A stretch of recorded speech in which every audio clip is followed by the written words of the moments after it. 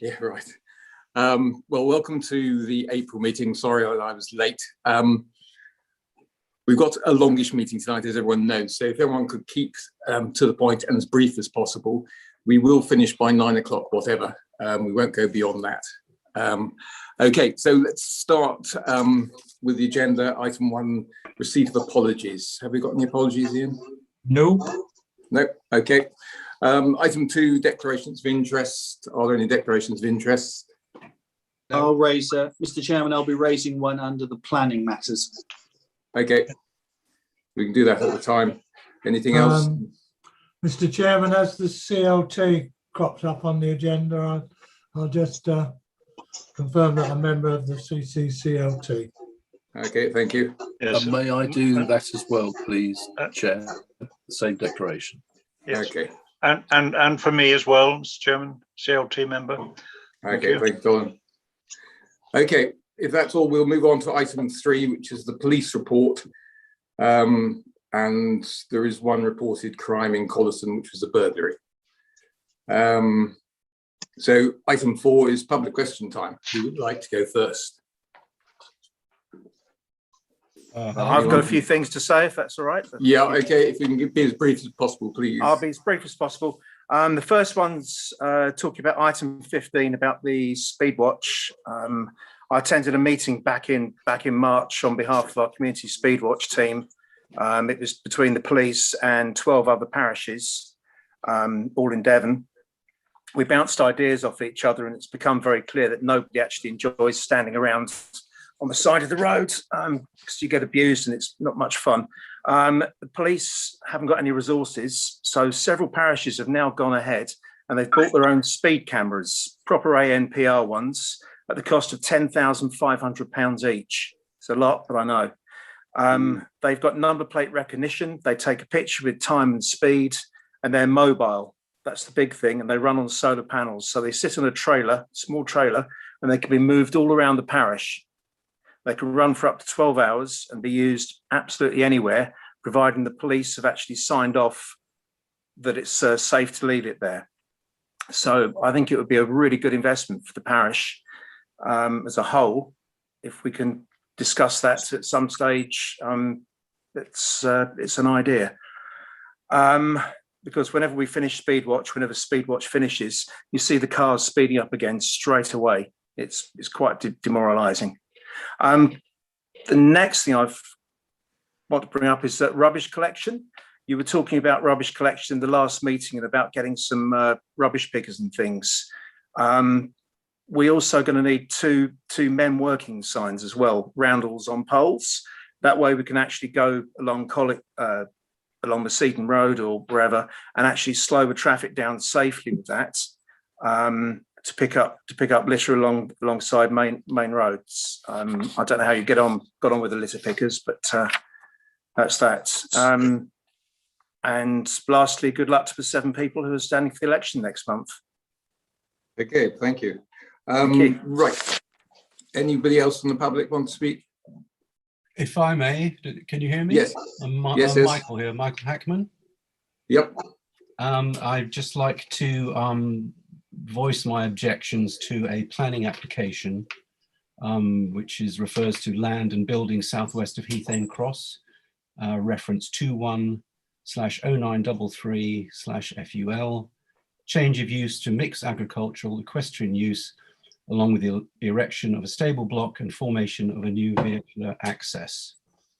And I'd like to object. My reasons for this are as follows. Regarding the access, the proposed change of access involves the destruction of 50 metres of ancient hedgerow along the Southley Road. In mitigation, the applicant says they will translocate 23 metres of this back into the field, but I feel it is doubtful that this will be successfully achieved and still results in significant loss, over 50% of what the attached ecological report states as Habitat of Principal Importance, or HPI.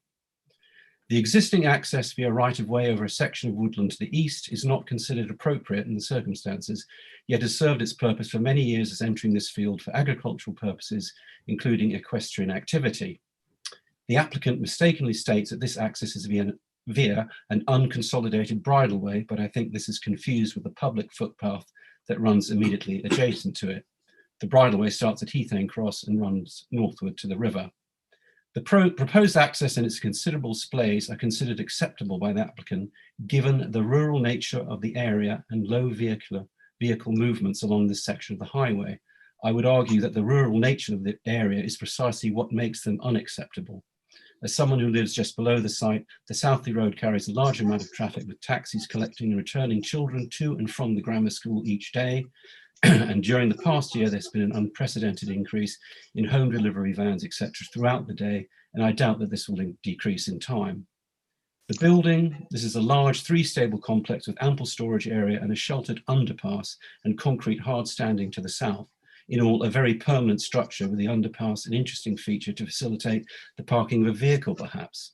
The stabling capacity seems over-generous for the actual grazing potential of the site. Equestrian guidelines state between 1 to 1.5 acres per animal, depending on quality of pasture, and the site totals 2.5 acres, less the 86 square meters of the building, and further decreases due to the track entrance, etc.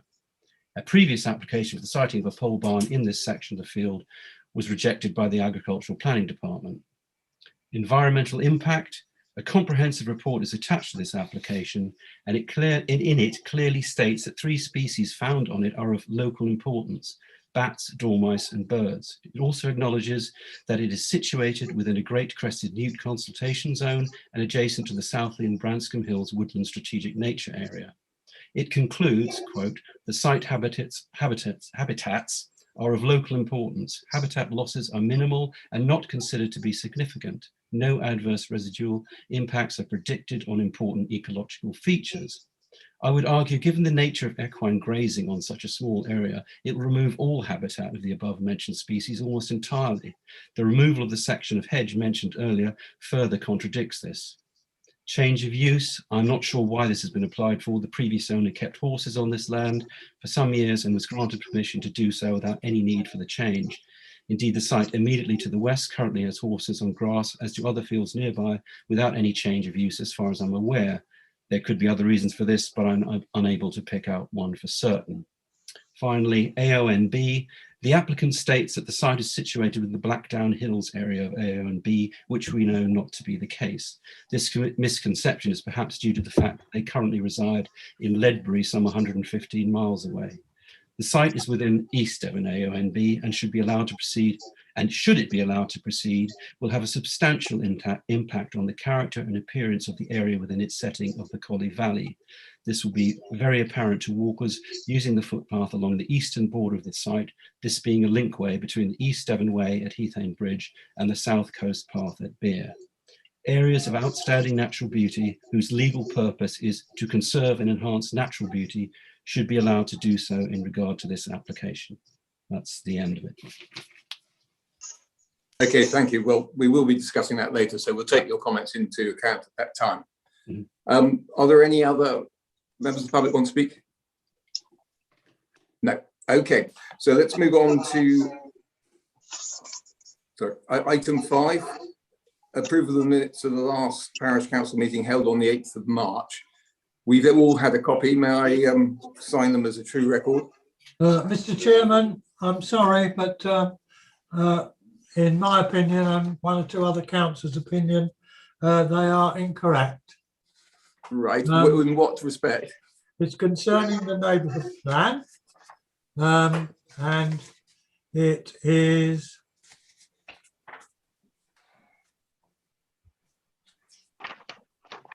sorry, wrong agenda.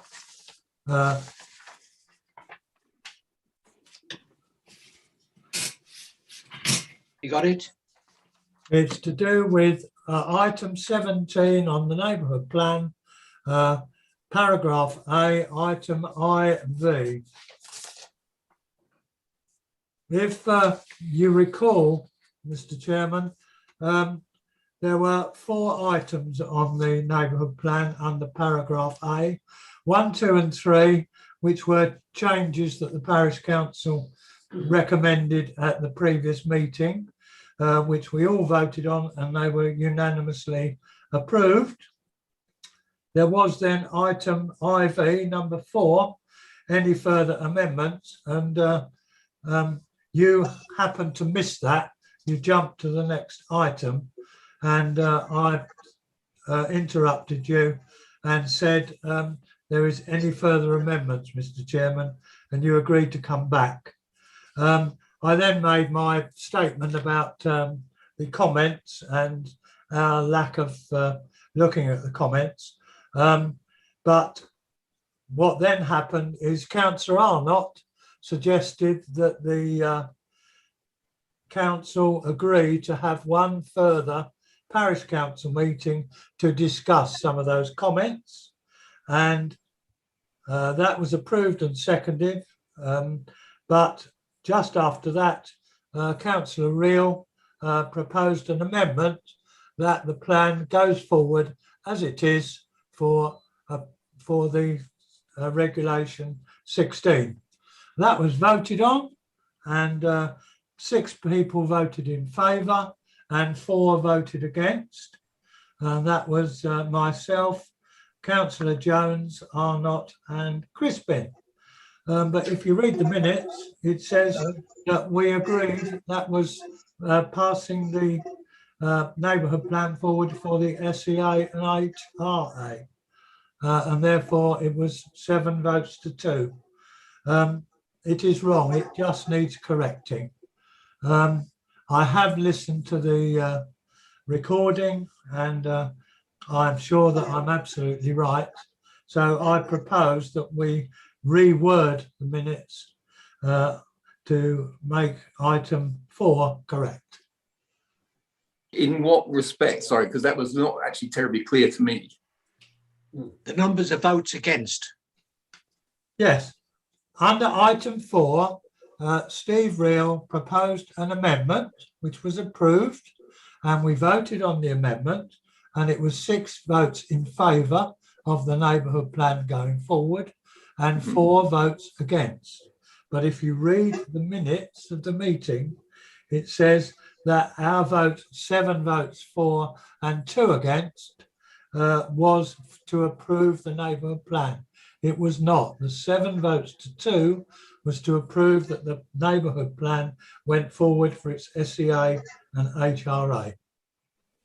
Okay, so it's just the votes you want to change. Yes. Correct. Yeah, okay. I need Right. my computer quickly. So are there any comments from any other councillors on that? Only, Just to Chairman, agree- that I in fact voted against the motion, obviously, and it is unlawful not to record my vote. Yeah. Yeah. And just to say, Chair, that does accord with my memory, and it is also on the recording. So hopefully it isn't a very difficult thing to amend. Okay. Yes. And that Ian. record. I can play the recording if you want to make everyone happy. I Got it ready to go. reckon that's right as well. Yeah. So we've got a proposal for this. So it's just really, we're just changing the number of the votes. So it's on that particular one, we got them the wrong way round. Yes, Is Mr. that- Chairman. Yeah, so that's your proposal. We've got a seconder for that. Right, Paul seconded it. All those in favour of the correction? 1, 2, 3, 4, 5, 6. Okay, Okay, How many was that, Ian? 6. sorry, you didn't see my hand. 7, sorry. Sorry. Okay, that's why I asked the question. Okay, so that's Carried. carried. Okay, so How are many- there any other? With how sorry, many are there any against? other comments? Sorry? Oh, With- sorry, against. Were the other 3 All those- against or were they abstaining? Yeah, sorry, are there any against that? Joy's abstaining, I'm abstaining. Steve's abstaining. That leaves one more person. John? I'm going to abstain. Right, Okay, 3 abstaining. Okay. okay. Okay. Okay, so can we move on from the minutes to matters arising from the minutes? Are there any matters arising? No, okay. Item 7, report from the county councillor, which has been sent in to us. I don't know if is the county councillor with us tonight? Nope. No, Not what I okay. can see. So we've all got the report, which is a fairly full report. So we'll move on to the district councillors. Paul. Given that it's the pre-election period, Chair, or PERDA, and given the length of tonight's agenda, and given that you had a report from me last week, I'm happy just to move, if that's happy with you, just to miss out this month. Thank you. Thank you for that. Helen? Yes, I also made a report at the annual parish meeting, and I think you've got a copy of that, so I have nothing to add. Thank you. Okay, thank you. So we'll move on to item 9, highway matters. I'm not going to read these out entirely, but you've got A is the between Morgan Hayes and Guernsey Corner in May. B is, actually, can somebody help me out with this? Mount Hill Cross to Unborn Cross Kingston. Yeah. Oh no, it's not quite correct, is it? Because no, it's not. Kingston's not in Unborn. No. No. But I mean, that is up the Unborn Valley. It's not Kingston. So that's all under highways, unless anyone else has got anything under highways. No. Okay. Moving on from a concerned resident regarding the speeding on the A3052. I think we've all seen that email. Yes. Yeah, can I suggest that that is deferred till item 16? Sorry, 15, reference speed watch. Oh, sorry, beg your pardon. Yeah, I was looking at 16. 15. Right, okay, yes. 15, Eddie. Sorry? 15. 16 on my agenda. Well, that's sewage. It's a sewage pipe. Yeah. 15. Anyway, can we take it as you? Whatever, you 17 is sewerage. Ah, right. Well, we've got it slightly differently. So if we could put it under the speed watch anyway. Yeah. Yeah, okay. If everyone agrees. Okay. D is an email from a resident regarding the obstruction of the well, I don't know if it's a footpath leading to Collerton, which is the Knoll, the Bonehane Knoll footpath, which some of us will know. And I know we've had trouble in the past with this one. I don't know, Ken, have you walked it recently? No, I haven't. Not for ages, Andrew. Does anyone else have any comments on it? This is a long-standing problem. It's an ongoing fight with the county public rights of way, and they're well aware, I think, of the lock gates. And I think Emma Hellier is on this case, and I think we ought to leave it to her because it is a recurring problem, the obstruction of this path. Could we refer it to Phil Bayliss as well, just to? Yeah. Yes, I think so. It's been reported. Phil, Roger, and Hugh have all reported it. Yep. There is slightly an additional piece of information about it now. Not only is the gate locked, but the right-of-way path has been moved. Yep. They've moved it to a better, from Hugh's and Roger's point of view, they've moved it to a better place, and they've sent the whole information of where it's been moved from and to Emma and to Roz, and they're trying to decide whether they're going to ask it to be moved back or whether to leave it where it is, because it's believed that the right-of-way path that's now been created by the landowner is actually probably better than the one that was there originally. Right. Can I just say, Ian, you're breaking up on my receive? Yes. Mr. Chairman, I'd like to say that I think it's being dealt with fully by the public rights of way people in Exeter. And I think we've just got to keep an eye on this and back up our public rights of way wardens. I agree with you. Yeah, Well, Mr. Chairman. Yes. Mr. Chairman, could we write a letter which just shows that we are also disagreeing with not so much moving the footpath, but putting a locked gate across it, padlocked gate across it. Yeah, you mean to the owner? To the owner. Yeah, I think that is most likely counterproductive, knowing the owner. Yeah. It might be better to Oh, leave you know it. him? Okay. Yes, it might be better to leave it to the rights of way people at county council. They may have more success. I agree with you, Chair. Yeah. Okay. If that's all right, Crispin. Yeah, that's fine. If you know him, Andrew, sure. Yeah, okay. Chair, is this the, can I come in a second? This is Watchcombe, isn't it, that's being talked No, not about Watchcombe. No, not yet. now? Not yet. Thank you. No, this is sort of Bonehane towards Southsley. Got it. Thank you. Okay, so we can move on then to E. We've got two separate emails from residents of Watchcombe about the state of the road there.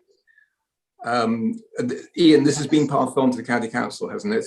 Yeah, they're going to dragon patch it, which is a type of patching that lasts a little bit longer. Right. Can we, John? Where's John? Yeah. John, can you keep an eye on this for the traffic group meetings? Yes, I will. Because We're the road both on is, that traffic group, Chairman. yeah. Okay. Well, if you could just keep an eye and just prompt them, because once they've said these things, we really want them to be acted on. Yeah, so Stephen Kelly's essentially said if you two don't mention it, he isn't going to refurbish it, resurface it for 2022. He's Sorry, essentially Ian, you're breaking up terrible on my side. Yeah. Can you say that again? Stephen Kelly said if you don't mention it in your traffic watch, he won't resurface it in 2022. He's essentially blaming the council, the parish council, for not mentioning it, which is not particularly fair. But no, it's any port in a storm. Yep. Yeah. Paul. Yes, thank you, Chair. Just a point of information that Helen and I both pointed out to one of the correspondents that this was a county matter and to talk to Martin. Martin then wrote back to the gentleman on the 12th, and he said this, sorry to hear of this. There are still far too many roads in a poor condition, etc. It is indeed a county issue, but unfortunately it looks as though I will also have to pass it on, as I believe the road is in the Axminster division rather than Seaton and Collerton, which I represent. I'll check the divisional highways officer, but if I'm right, you'll need to get the Axminster officer to look at it. I've copied in Councillor Ian Hall, who represents Axminster, as he should be able to get the issue looked at. So just putting that in there. I'm not sure how that was resolved. There hasn't been anything since, so I suspect he may have been right. it's Collerton. Yeah, It is definitely Collerton. Yeah, he has come back to Stephen Kelly's come back to him saying it is Collerton. Oh, okay. Thank you for that. Thank you. It's right on the boundary, actually. Yeah. Okay. Andrew. So. Andrew. Yeah. I'll just Yeah. speak Sorry, on it. John. Yeah. Unfortunately, the county council has got very short memory because a lot of the problems we bring up time and time again at these traffic meetings and nothing doesn't get done. I draw your attention to Downhane Lane, or Downhane Road as they call it, about that's in a terrible state of repair. And when we brought it up at the last traffic meeting, Steve said that it would cost £150,000 to put it right. Well, I'm sorry, they don't do anything, so these problems get worse and worse and worse. And all right, I'm in favour of the Watchcombe residents kicking up, and hopefully they've got some. They'll have some joy on this dragon patching, but also the residents in Downhane Lane. It's a lady up there that's got a very bad back, and she's more or less becoming housebound because the roads are so bad that she can't get out in her car. But there's a lot of other problems in the parish that, I'm sorry, they get wiped under the carpet. Yeah. And possibly a classic example at the moment is a hole that we got outside Cokham Castle that's been there for the biggest part of a month and nothing hasn't been done to it.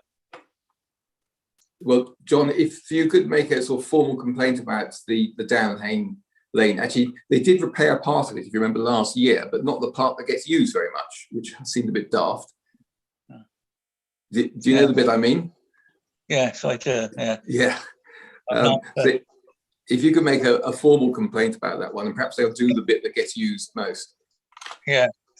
It's a case of cash, Chairman.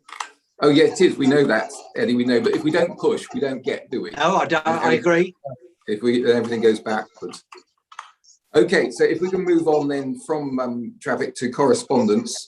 The first one's an email from a resident regarding the communications between parish council and the community. And this has come out of the neighbourhood plan. I think we've all seen this email. Yeah. Yeah, okay. I mean, it's a very good idea, and there's some very good suggestions on that list that came from the neighbourhood plan. It's not a good evening to discuss it in full tonight, but can we put it on the agenda for next time so we can give it some full thought? And then also some idea how we get it out to the public so they can respond. Can we do that? Yes, I'd agree with that, Mr. Chairman. Yes. Okay, right, thank you. The second email is from a resident regarding the language used at the meeting and conduct towards others, which you've all had. I'm not proposing to read that out.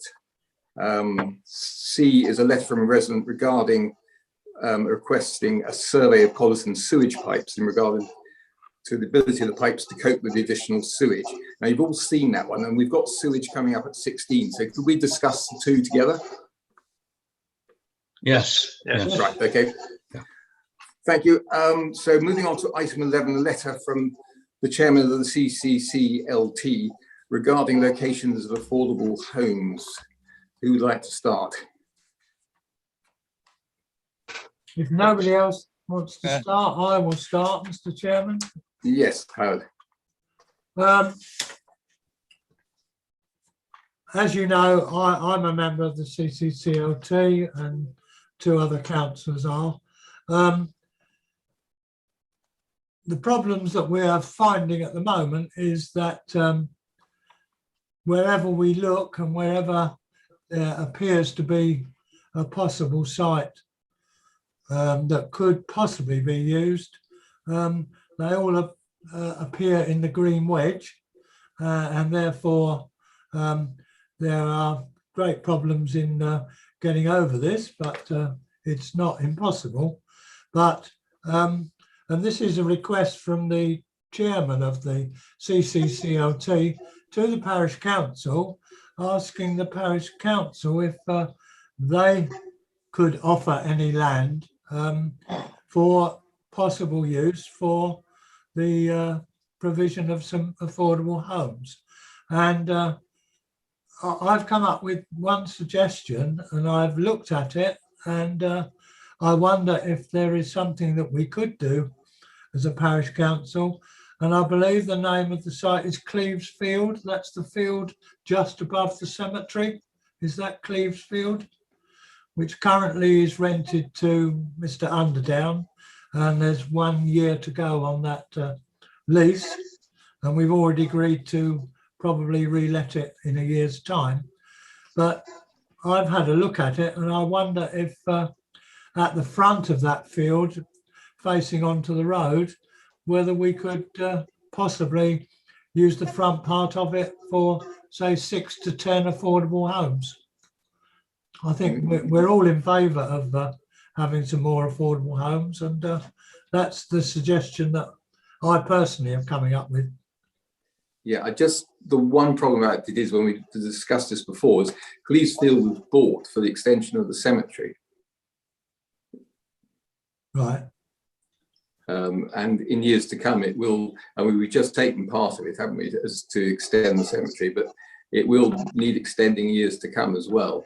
I'm not sure that if we go and build there, one, they will want to live next to the cemetery, and secondly, it's going to put future parish councils in an awkward position as far as the cemetery is concerned.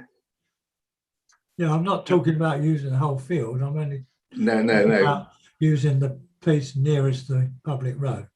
Yeah, which is the piece nearest the cemetery, though, isn't it? Anyway, perhaps other councillors have got other suggestions.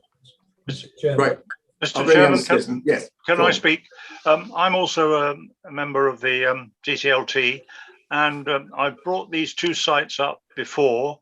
One is the extension to Cuthouse Meadows, which is an obvious choice to me, and it belongs to the Wilmington family, and it's below the picnic site and beside the community woodland.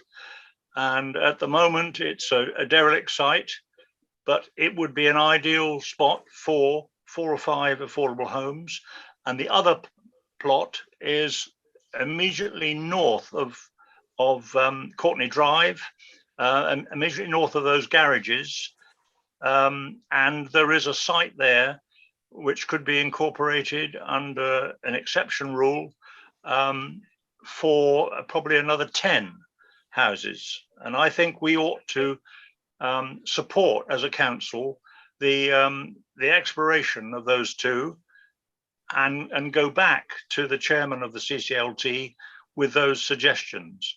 My other suggestion is probably a more controversial one, and that is the 11 garages that front on to the Hillhead Road would in fact take 4 one-bedroomed affordable homes. And I think that is a doable proposition, but there is a logistic problem of the owners of those to be relocated to a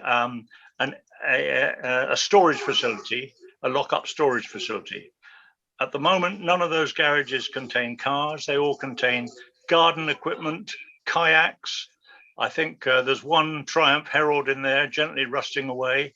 So that is my suggestion. 4 single affordable homes on the site of those garages.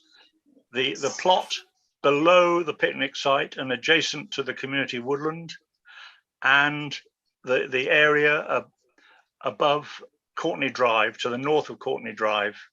They would all be suitable, and they're below the 200-foot contour, and they were almost within the built-up boundary of Colleton. So those are my suggestions. Can we come back to you in a minute? Let's just see if there's any other suggestions. Are there any other suggestions? Chair, can I come in? Yeah, I Yes. think that I think Dr. Hill's letter is asking us to discuss parish sites. I think that's what he's asked us to do. He hasn't asked us to relitigate discussions that have already been had and explorations. I'm aware that Councillor Pady is keen on those sites, but they're not things for discussion tonight, and they have been very thoroughly dealt with by Dr. Hill and the Community Land Trust, who have had extensive discussions on that already. So just through you, Chair, can I please just ask, we stick to parish sites. If there aren't any, that's what he wants to hear, or if there are, obviously. Okay, thank you, Paul. Are there any other sites then? No. Okay. So, I mean, we'll have to write back, obviously, to the chairman. But in the letter, we say we haven't got any new sites. But I appreciate that you've already discussed those 2 sites. But can we say that those are the only 2 that came up in the discussion? Chair, I think that's completely inappropriate. There are landowners involved. We must not start throwing sites into the mix without due process. So I think to me, forgive me, the only appropriate answer is to say we couldn't think of any parish sites. Councillor West raised parts of Cleesefield and arguments were put against it. I think that's all the letter can say. But really, we mustn't start pitching sites in response to a letter which wasn't asking for that answer. Okay. So, are there any other comments? Sorry? I second that, Mr. Chairman, and Paul is right. It is asking the parish council if they have any parish council owned land could be suitable. I mean, we're all in favour of having more affordable homes in the parish as a whole, but it's whenever the CLT come up with something, everybody's against it. So something's got to give somewhere. Okay. Are there any other suggestions? Well, I mean, the subject isn't closed, so if anyone can come up with any ideas at any time, please put them forward. Okay, so we'll move on then to item 12, the East Devon District Council's community. Sorry, assets. Chairman. Yes. Can we just come back to Paul's proposal that we actually replied to the CSLT, obviously talking about the site that we've identified? They've written to us, they require an answer.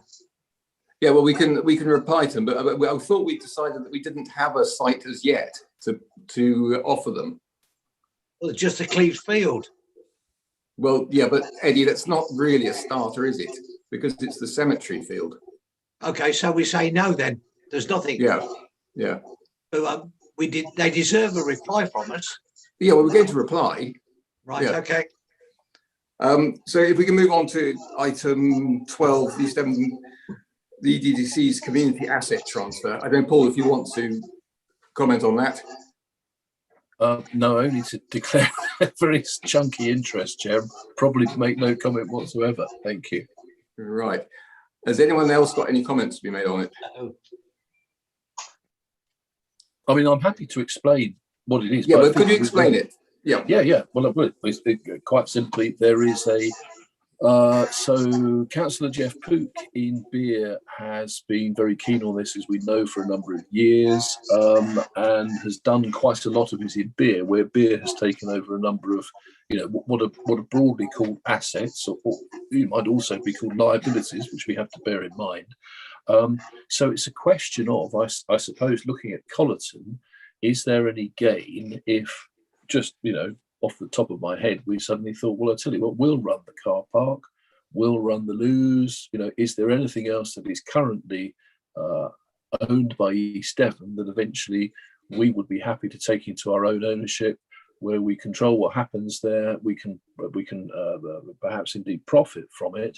The terms of these asset transfers leave quite a lot of liability with East Devon in the early years. So it's not a hard transfer that comes at a high risk to the council, but the council would have to look at that very carefully. So that's it. I think that's the idea, really. Is there anything we think we could do better, than East Devon in the parish? Okay, thank you. So are there any comments on that? Any suggestions? I mean, we have in the past discussed the car park. Sorry, I have muted everyone because there's feedback. Sorry, sorry. Mr. Chairman. Yeah. Am I right, Paul? Am I right in thinking that it really is the car park and the loos? That is the East Devon bit? Those two very attractive assets could all be yours, Crispin. Yes, if you. Yeah. Well, let me think about that one. Let me think about that. Quite seriously though, the loos is a thing, isn't it? I mean, they are dated, and we know that. And this has been coming up. I mean, I've been on and off the parish council over 14 years now, and we're not much in love with them. On the other hand, as COVID showed, they're quite the liability when there's a crisis. On the other hand, you could whisper it quietly. In theory, I'm not advocating it. A charge could be made for use to cover costs, and yes, then it's the car park. But of course, if you take on the car park, that's a fair bit of tarmac you need to look after for a long time. But then you may be able to find a better policy there. I don't know. Are there any other comments? Yes, Howard. No, sorry, you're muted. Howard. You're mute, Howard. Howard, you're muted.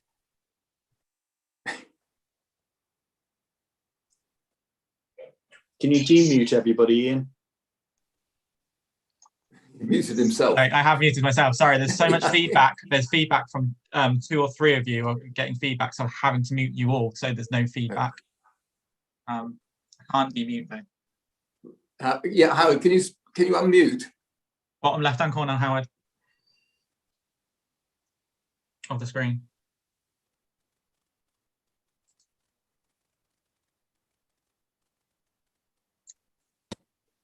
You're going to have to ring him up, I think.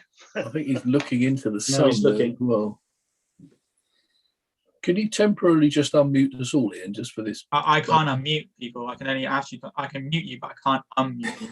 Which is the power. The power. What the power? I know. Yeah, no, it's ridiculous. Everyone quiet. I can't make everyone make noise again. Sorry, there was, like I said, there was so much feedback. I was just trying to get rid of it so everyone can hear what was being said. Howard, if you look at the bottom left-hand corner of your screen, it will say mute, unmute. Click on that button. You hover over it.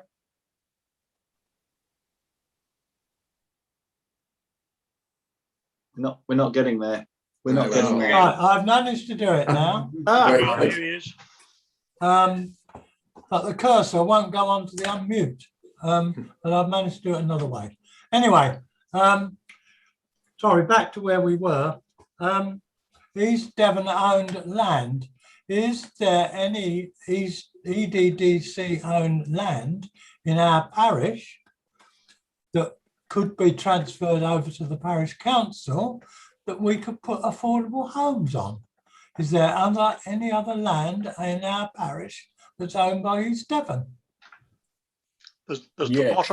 the bottom of the community woodland, Mr. Chairman, that would hold about 8 affordable homes.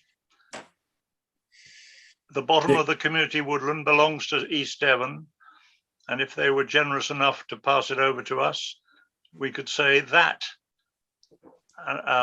would be a suitable site for affordable homes.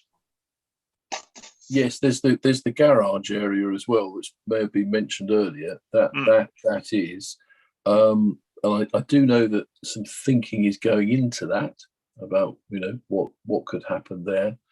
Whether East Devon or the Community Land Trust declaring 2 interests, or we are best placed to put affordable homes there, I don't know. That puts us in the area of us becoming builders, doesn't it, and developers? But yeah, worth a thought. So, Mr. Chairman, Paul, where's the garage area? Just for my... It's at the top of Courtney Drive. It's Courtney Drive, yeah. Oh, sorry, it's up there. Yeah, okay. Yeah, so you sort of keep going, and then it sort of opens out into and there's garages. Yeah, shape. There's garages there. Again, I do think we need to be careful about saying these things in meetings, particularly because some people presumably enjoy the facility of those garages at the moment. Steve. Yeah, thank you, Steve. Yeah, you try and get hold of one of those garages at the top of Courtney Drive. It's impossible. They're rented out all the time, and I think there's about 10 up there. To put those onto the streets of Courtney Drive would be an absolute appalling decision. Okay. To the right of the footpath that leads to the Colley Bridge, there is a small plot of land that I believe is owned by East Devon, which is rented out, and there's no one. Well, I know who rents it, but it doesn't get use. There could be a couple of flats because we've already got 5 houses going to the left of the footpath. There's no reason why they couldn't build a couple of flats in there. It's a good idea, Steve. Can we just make certain it does belong to East Devon? Well, if it isn't East Devon, it's Devon County. Right. So who we going to may have ask? been purchased by somebody a few years ago from memory, but I might be wrong. That I wouldn't know. I don't think it's East Devon, because I was looking, because when East Devon sent the community asset, they sent a map, and the map only showed the land below the woodland and then the toilets. That's the only land that showed on there that was owned by East Devon. Okay, well, interesting.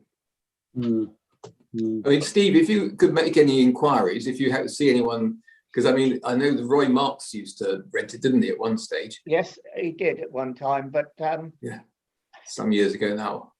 Yeah, I haven't seen anybody in there for months and months and months. No, neither have I. But if you do, you might make some inquiries, and then perhaps I will try. Yeah. Okay, thank you. Right. Sorry. Is there any other? Yeah, just coming very. Sorry, I'm coming very quickly again, Chair. I mean, in a way, this is a tribute to Collins because we do so much ourselves. So very often, if I have people come down and go and have a look at the Strawbridge by the playing fields, and they say, "Oh, who does this? Is this East Devon?" Oh, no, this is the town does this. And so this is the thing. There's such a firm tradition here of the town doing everything already that there's virtually nothing left. So as Ian Haynes is saying, it's just a lose, isn't it? How much appetite is there for that? Well, I think it's something that we need to look at long term because we could be taking on a liability. And I mean, we've always wanted our car park back, but last time we looked at the figures, it rather frightened us. So whether we should perhaps relook at those re-frighten ourselves, I don't know. But if we could do that for the future. So can we move on then? Mr. Chairman, before we Yes. go on, can I just, Yeah. I did mention the community woodland, and that definitely is East Devon land. And the lower part of it, the lower acre, could be used for affordable homes. Okay, well, it is possibly something that because it's not a parish land. So I'm just wondering whether we should put that into the letter to the chairman, or whether perhaps you, because you're a member of the committee, put that to the chairman at your next meeting. Yes, and then suggesting an approach to East Devon to see. Yeah, what but it would have to their be from stance. you rather than the parish. Yep. Okay. Okay. Right. Thank you. So can we move on to item 13, which is the Serumtech Open Space Plan? I don't know if everyone has seen it. I think we'd all know what they're talking about. Are there any comments? I mean, there is a suggestion, and this is going to come up in the next item, about parking. Yeah, personally, I think it's the right thing to do is to keep that parking area for the school. We're not short of green space in Colleton, are we? No. We have an abundance of green space, and parking is a problem. And I believe that green space, that space up there, would be absolutely perfect for use of perhaps a school or and perhaps others. That's my opinion, anyway. Mr. Chairman, can I make Mr. a Chairman? comment? No? Well, sorry, can we just take Colin first? Yes, can I make a comment? The green space that they're offering is 2 acres, and we certainly wouldn't want 2 acres of car park. The car park that's been laid out is still there in situ and wouldn't need any alterations. The foundations are there. And I would think of the 2 acres of green space, a third of an acre would be ample for a car park for the school. I wouldn't like to see the whole of that 2 acres tarmacked over. They're not talking about tarmacking the green space as it is. They're talking about using that for other things, and the car park would take over from the green space as a car park area. Well, a portion of it, but not the whole lot. Crispin, you wanted to say something? No, I was just thinking what Steve had said, and I think it makes sense that, and it would be rather just rip up what I think is a reasonably well-maintained car park under Serumtech. If that could be left, it would seem a sensible thing to do. And as Steve says, we need parking, but we don't need necessarily more green spaces. Yeah. So, I mean, I don't know how you want to go from here, because could we just go on to the next item, because it's all related, really. So if we could go on to item 14, Ken, would you like, because this is your proposal, would you like to go ahead? Oh, you're muted, Ken. You're muted. It's bad, I think. You're still muted, Ken. Bottom left-hand corner of your screen, Ken.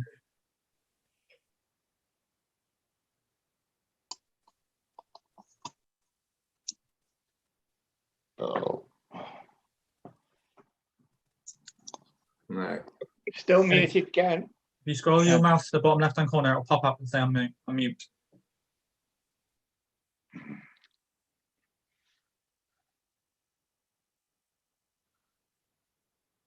There's a microphone at the bottom left-hand corner, Ken. Click onto that one.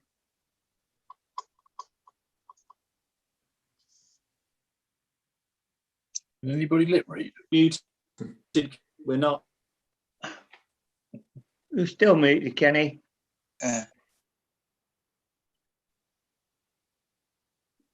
Chair, can I make a suggestion?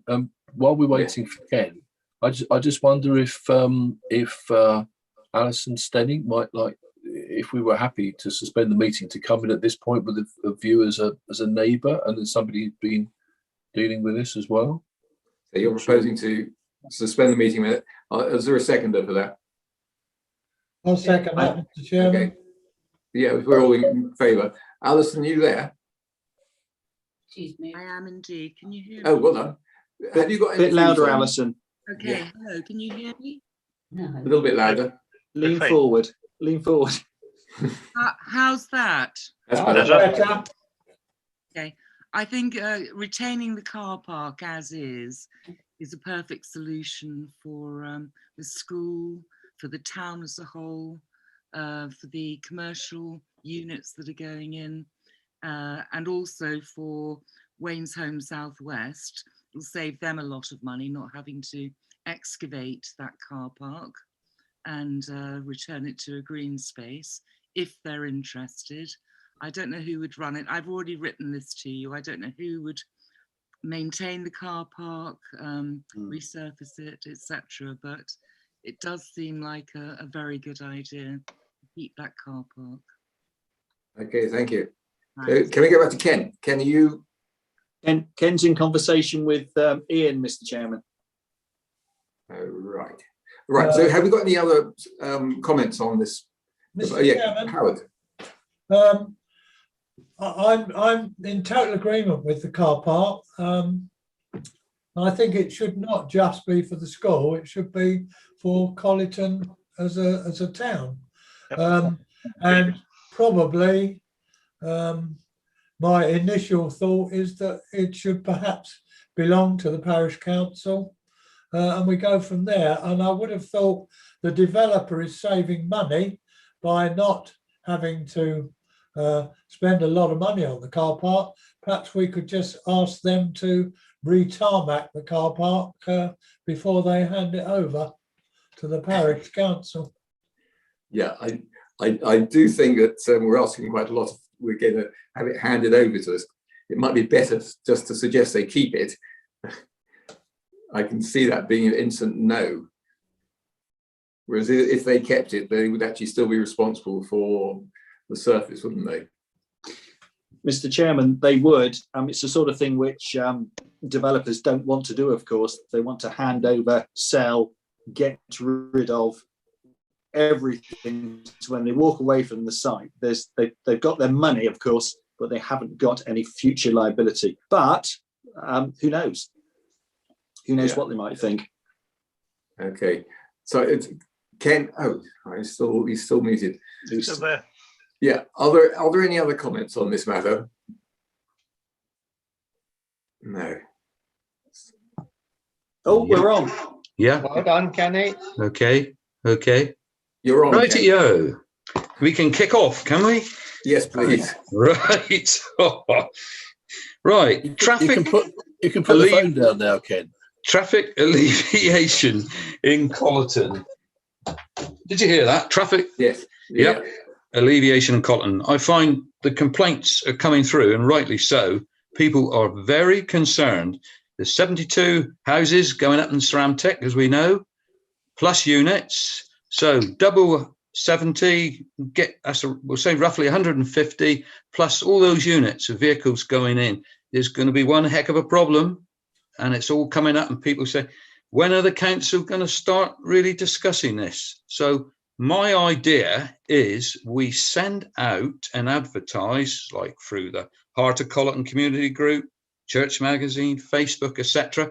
Not just Colleton and Collie Ford, just the whole way round where it can be advertised. Northleigh, Southleigh, Umborne, Shute, Whitford, Musbury, those people come into Colleton and also come into Collie Ford, and see what their ideas are, because somebody came up the other day and sent into the council and they had a good idea. And I thought, yeah, there are retired people around in our area who've had traffic experience in bigger places and have got, a lot of observations and that for Colleton. And there's no harm done, and they can't turn around and say to us, oh, you haven't tried to do anything about it. We can say, yes, we've had a lot of people, hopefully, contact us. Why don't you try this? Why don't you try that?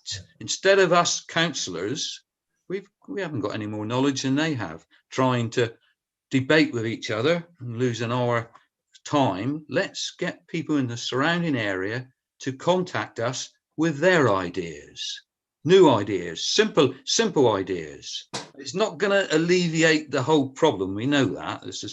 Colton's not the only place like it, but I think that involves the public, the Colton area public, and I would propose that that's what we do. We advertise that to surrounding people and see what happens, and hopefully some good simple ideas will come out of it. Mr. Chairman, can I comment on that? Yes, Colin. I would like to agree with Kenny that we need some blue sky thinking about this.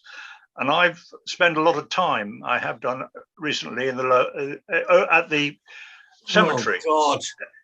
At the cemetery. Colin, are you seconding me, Colin? I'll second you. Yes, I will. I'll second your proposal. Okay. And I'd like to further say there is a plot of land to the west of the cemetery, which would give us an acre of out-of-town parking. And that land is level. It's got good road access through the lane that goes into the top of the allotments, the cemetery, and would be a suitable out-of-town long-term parking. It's within 8 minutes of walking distance to the town centre. It's within 5 minutes walking to the primary school. And I would suggest. Thank you, Colin. Thank you for that. You. But what I'm proposing, what you seconded, is different. I don't want councillors coming in with ideas. I want the general public coming in with ideas. Okay. We've got our own ideas. We can pool it together, and who knows? Bingo. Who knows? Okay, thank you, Ken. So Colin's seconding that. Are there any amendments? Okay, yes, so Chair. all those. Oh, Chair, Sorry, yeah, yes. I think I'm trying to amend it constructively. I mean, we've got to, well, first of all, just a comment, haven't we just done this through the neighbourhood plan process? I don't know, Steve may be able to confirm, presumably it looked at parking in a broad thing. And then secondly is that we'd have to scope it first, what exactly we're doing here. What is the process? Is it just something informal, which Kenny's suggesting, which is, it's a good idea, isn't it? Put it out in Hartwood Colleton and a few other ones and say, but what are we saying? Are we saying, Colleton's suffering a traffic nightmare? Have you got any ideas? Because that's not strictly speaking the case, is it? It's a bit tricky on a few days a week, but it's not a disaster. So I'm just trying to work out. Well, I suppose to put it back to Kenny, really. I mean, what question do you think we should ask of these people? Well, these people are asking us, what are we doing? And the whole idea is to get them involved with their ideas, plus the ideas that we may have, and see what comes out of it. And maybe a nice, simple, straightforward idea. There's nothing complicated about it. How we word it, there's no big problem. We're just asking for ideas from the general public who are concerned about what's going to happen with all these new cars that will be coming on the road from the Ceramtech site. And that's it in a nutshell. Nothing complicated, and see what comes out of it, because people are concerned. Okay, yeah, Howard. Okay. Could we perhaps bring this into contact? We discussed earlier on these community action groups, and the person who proposed that, I know who he is. I'm very impressed with that person. Perhaps we could ask him to form a community action group and do the very thing that Ken is asking, and then come back. Well, it's a form of subcommittee of the parish council. Yeah, but I mean, I think you're quite right, Howard. But actually, I think the suggestion was wider. For the action group was wider than just parking. Yeah. And I do think Ken's right that we should have one send it out for advice on, or not advice, on suggestions on that one, and the other one, which was a slightly wider suggestion of what action we need in the parish. Try and keep them separate. Okay. Yeah, can I make an amendment then, which is simply to absolutely accept what Kenny is saying and Colin has seconded, and just add and to ask Ken, working with Ian, to scope this and bring it back to the next meeting of full council, because we do need to know what it is we're actually doing and how it gets done. It's a very positive thing. So that's all. Just an amendment to the idea that if Ken and others, whoever you think, work with the parish clerk to come back with a actual constructive proposal for this with actions, that we do it like with that. the wording, you mean? Yes, please. Exactly. Yeah. Is it Ken? Is that all right? Yes, that's fine. That's fine. Yeah. It's Steve. Sorry, Steve. Yeah. I like to keep things simple, you know. Yeah. As to Paul's question about the town plan, there was a gentleman on our committee, and I can't think of his name. He moved into Paul. It's David somebody, wasn't it? Was it David Sorry? somebody? David somebody, wasn't it? David Page. Page. Yes, David Page, yeah. Now, he did a big investigation on parking and traffic in Colleton, and I'm sure if Ian was to get in contact with him, he would have, or Kenny, he has got quite a bit of knowledge, and he's probably got all the questions there and answers that came Good out idea. of his, because he Good had idea, Steve. I think he had a meeting in the town as well. Yeah. Thanks, Steve. What I'm trying to do is to get a lot more people involved in sending in this things. If Mr. Page doesn't contact us, I'm sure he would, then I'll approach him and say, it's been suggested that if you could come forward with your ideas again, it'll all go into a pool. If you were to speak to him, Kenny, and ask him for the information he had for the town plan, I'm sure he's still got that. He is quite a busy man. I know he doesn't, he lives in Colleton, but he does commute quite a bit. Okay. Well, I'll tell you what, Steve, if you contact me or I contact yourself, I can get his address and email. Yeah. Okay. Sorry. So can we just move on? Actually, Colin, can we just move on? One more. Yeah, move on. Please, Colin. We've got a blue sheet that came from the neighbourhood plan. Colin, we've discussed that already. Please, Yes, look at that. We've got Paul's amendments on the table, which seems a very reasonable way of moving forward. Yeah. Have we got a seconder for that? Yeah. Okay. Yes. Thank you, Crispin. Yeah, I'll second that. Can we vote on the amendment first, which is that Kenny words this, puts the words down and comes back at the next full meeting with his proposal in words, so we know exactly what we're doing. So all those in favour of that?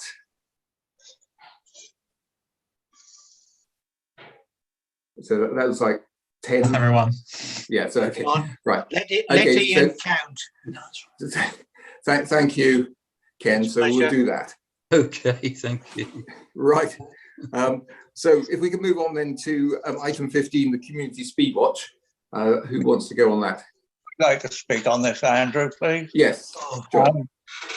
I think the first part is that if we go back to the correspondence of the letter that we all received, this was a resident that I believe was in St Andrew's Orchard, and about the problems that they had there in 2014. But to move forward from that date, I've sent photos to the council, and the council in turn sent photos to South West Water. And these, John, we're not talking about that. So, John, I think we're slightly on a different agenda. Can we come back to you in a minute when we get to sewage? We're just on the speed watch. Oh, all right, sorry. Sorry, but I think there's two different agendas tonight. So if we can just do item 15, the community speed watch. Yeah. Eddie, do you want to go? Yeah. Eddie? Right. Okay. As Ian Priestley said in the public session, both he and I attended community speed watch sessions. Ian, obviously, on the afternoon with the community speed watch volunteers from across Devon and Cornwall. in the morning as your police advocate, if people actually know what that is, then effectively it was to discuss various community speed watch initiatives across Devon, particularly, obviously, with other town and parish councils. What came out of it, Chairman, which was quite interesting, was that most of the parish and town councils seemed to make some kind of contribution towards the traffic initiatives. We've had a number of letters written into us identifying the various sort of road traffic issues and the speeding issues. And in fact, Ian and I have been in touch with a variety of police representatives over a period.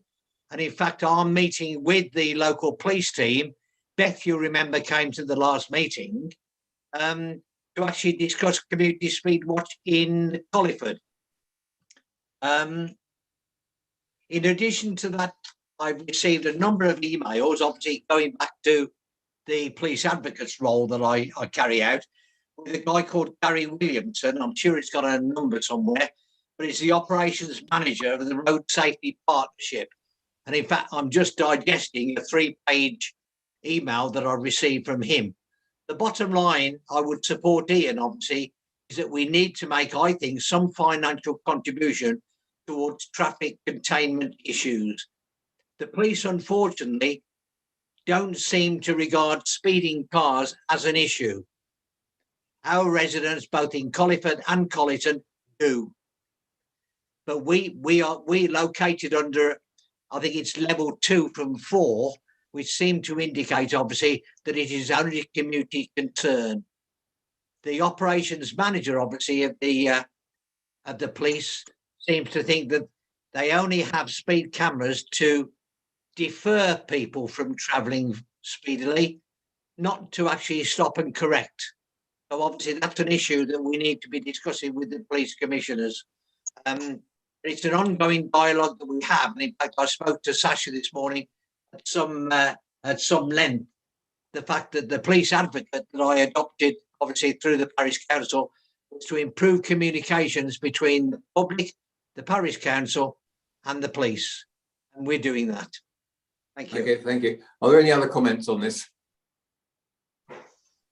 Okay, so if we could move now on to item 16, and John. All right. I take it you all heard my little bit about the 2014 issuance of Andrew Square. To move on, 23/10/18, I've got it still on my phone here. We sent photos to Sean Newark about the sewage pipe, and that's the one that runs down through Collie Road and goes out across the field on stilt, shall we say, that is in very poor repair. And from time to time, they've got to have the gully suckers out there and clear the pipe because of all the rubbish that goes down through there. But what's turned up since, and I think all councillors should be very aware of this, the main sewer, and we've got 2 in Collyton, the one that I've spoken about previously, but the main sewer runs across the river and down through Cownhane Lane and into the sewage works that way. That's a bigger pipe than what the Collie Road one is. Well, they've done a survey on this at the beginning of March, and they can't get a camera through there. Not a big one, not a small one. And that pipe is 3 parts full of sewage that's very, very slow moving if it moves at all. What the contractors told my friend was that that's the worst one that they've ever seen, and they think that it will take all of the summer to clear the problem. Right. And so in saying that, Collyton has got a major sewage problem. So I'll put it to this council that it should be a blanket ban on big development. And that includes the factory site. I mean, you might get away with a few odd ones, but not otherwise. So Collyton has got to have a major sewage and flood water, and I'll come to that presently, upgrade, which will cause chaos in the town. I realise that, and you know, if we don't do it, somebody down the line will have to do it. And it's as simple as that. As far as flood water, and I just touched on it briefly about the Cocom and the hole there that's been there for a month. And this is due for the water that lifts the manhole outside Bath House.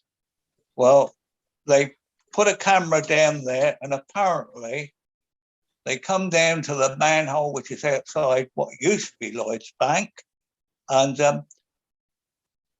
it's a 6-inch and a 9-inch main that comes into that point. And at that point, it's one pipe that runs on down towards the church, and I guess it picks up with the old Colleton drainage system and would discharge into the river. Why we get the bank up of outside the Cocom is because they tell me that that is through groundwater and flooding. It was 9 inches, a metre of tarmac in one place where they kept filling that hole in. So that is just surface water that too would run into the Collie, I guess, a lot further down. And that problem too wants to be addressed. I don't know what the other councillors think on what I've said, but I'd like to hear their comments. Okay, thank you, John. Right, are there any comments on that? Mr. Chairman? Yes. Can we ask them if they've investigated whether we have a fatberg in our pipe? If they can't get a camera through, fatbergs are in fashion at the moment. Sidmouth had a big one. Is it worth asking them, have they investigated a fatberg blocking our system? Colin, the system actually is worse than that because it was put in the 1930s when there were far fewer houses here. And the run on the Cownhane Lane bit is actually very, very slow. And it's not just sewage, it actually picks up some of the road drains as well. So it's getting silt as well. So it's a question of, it really needs to be, well, it needs a new pipe, needs to be bigger, and it needs some sort of pump to keep it on the move. Yeah. If we're going to keep up with all this new building. Sorry, Paul. Yeah, Andrew, Chair, thank you. I think what John has said and Colin has said is absolutely right. Well, not that we can ban all building from right now. I don't think that's feasible. I'm just wondering, just putting it out there, Sasha and Ian have pointed out that we're sitting on quite a bit of money at the moment. I wonder if we need to commission a report into this, a proper, I mean, this is serious, isn't it? And this is, as John has said, if we don't look at this, maybe even delete, there's a, declaring interest to go under my house. So I wonder, if South West Water aren't going to, and all we're getting is piecemeal approaches to this, maybe the time has come for us to take a definitive view that's well informed by some experts. Don't know. If we can just go back to John a minute, because South West Water have done quite a big survey on it just recently. John. Well, the problem being, Andrew, that, all right, we're talking about another 70 odd houses on the old factory site, but forgetting the employment part of it. And, the sewage system in Colleton was put in about 100 years ago. Well, that's when the sewage works down Collie Ford was created, shall we say. Haven't been updated since. Colleton's grown out of all proportion. So therefore, in my opinion, the pipe work isn't man enough to take what we're putting down there. And it's surprising that this problem hadn't raised its head in the past really badly. And I think we are living on borrowed time. Yeah, sorry, I was just going back to the South West Water because they've been doing a survey down Cownhane Lane, haven't they? They have, and and through the workers, it hasn't come out from South West Water yet, but what the workers said and what the conditions are like when they've gone down there. And also, I might add that the manholes that go across country, those two have lifted back when we've had very wet weather, because you can see remnants of sewage in the field. Okay, thank you. Right, are there any other comments? Yes, Steve. Well, personally, I think we ought to be writing to South West Water and asking them for their a report on what they've just done. Yeah, and also as to whether it will take another 70 houses. Yeah. Yeah. Yeah, possibly. Yeah. Yeah. Okay. Are there any other? Yes, it's not Crispin. just 70, Andrew. There's 5 down by me that aren't on the system yet. Yeah, sorry, I was meaning So 72 at the Surround Tech and 5 down there. That's another 77. Yes, it's just the ones that near you are going on your pipe, as I call it. Yeah, but that again is a very small pipe when you look at it going across the field, and that pipe comes from somewhere around Moorfields. Does it? Yeah. Yeah, because the playing fields, it runs past the playing fields and that. Yeah. So there's a lot of houses on that one. Sorry, Crispin, you were. Andrew, the other bit that I would like to add in, Holly Ford, that is on a piped system, a pump system over to the sewage work. And when that was put in, it was put in for 40 houses in Collingford. That's all that was on that sewage system. There's a great deal more on Collingford sewage system, and to my knowledge, that the pumps that the Collingford's got in the pumping station burn out at least twice a year, and they've got to rush in with tankers and swap pumps over. So Okay, I think Collingford is in the same problem as what Collis is. Okay, so sorry, can we go to Crispin? Crispin? Oh, thank you, Mr. Chair. I think Steve's right. We need to know what South West Water's conclusions are on the pipe work, and just to say that the Ceramtech, I suspect Wayne Holmes are beavering away trying to work out how do we get rid of this sewage to the satisfaction of South West Water. And South West Water must know that the system was designed 90 odd years ago. It is possible that they might be putting in a storage tank. So this tank collects everything and then it gets passed into the system at a much slower rate. Of course, it's working 24/7 and it kind of reduces that. Well, if you like, everybody gets up in the morning and goes to the loo, and it reduces that massive impact of 70 houses suddenly feeding in. But, that's up for the developers to agree with South West Water. Yeah, but it'd be something for us to push for when we could do. Yeah. I mean, it's sure. But anyway, if we can just go back to Steve's proposal. So we've got a proposal to write to South West Water, sorry, and ask them about the sewage and what they propose to do, particularly because we've got these extra houses coming on. Is there a seconder for that proposal? Yeah, I'll second that. Okay. Is there an amendment at all? So if we can just vote on that, then all those in favour, right, and all those against. Anyone abstaining? Paul's abstaining. Anybody else? No. Okay, so we'll do that. We'll write a letter.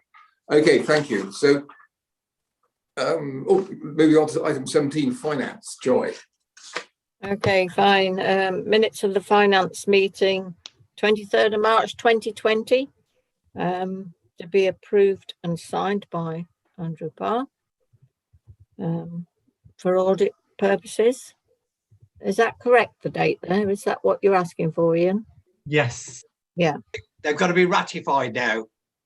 Okay. Yeah. Accept that. So we've got to vote on it. It's ratification. Yeah, I need you to vote on it. Yes, that's right. If Andrew signed it on behalf, then the council have got to ratify his decision. Okay. So, Steve, did you propose that? Yes, I propose that. Yes, thank you. And Howard, seconding? Seconded, yes. Right. Are we all for it? Yeah. Anybody against? Well, I'm abstaining because I was one who's meant to be signing.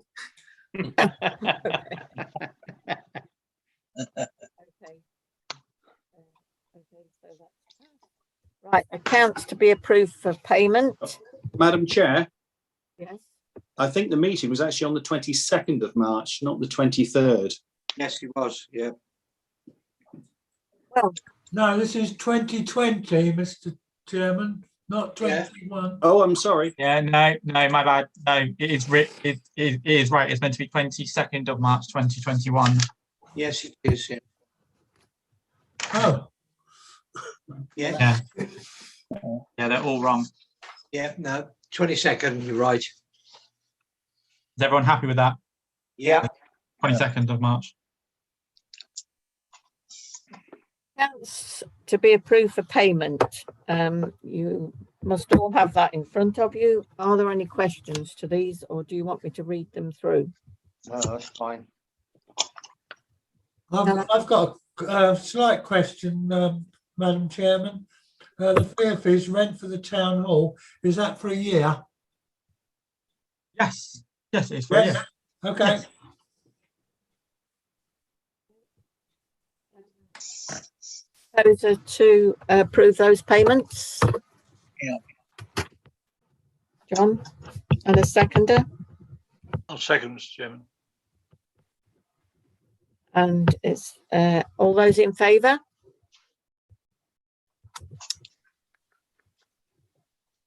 Anybody against?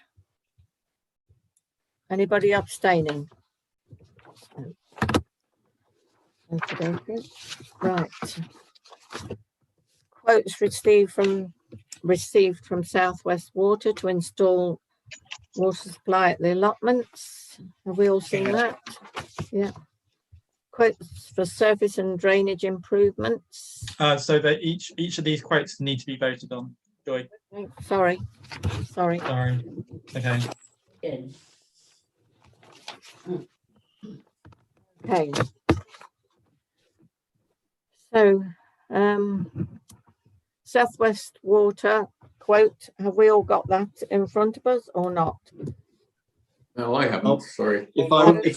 Madam Chair, may I remind people, may I remind the council that, well, Madam Chair, is it okay to discuss these costs in open forum? Well, it is because there's only one. Okay, so the total cost, including that, and also having phoned up Southwest Water and said, does this include the road closure costs? And the answer was yes, it does.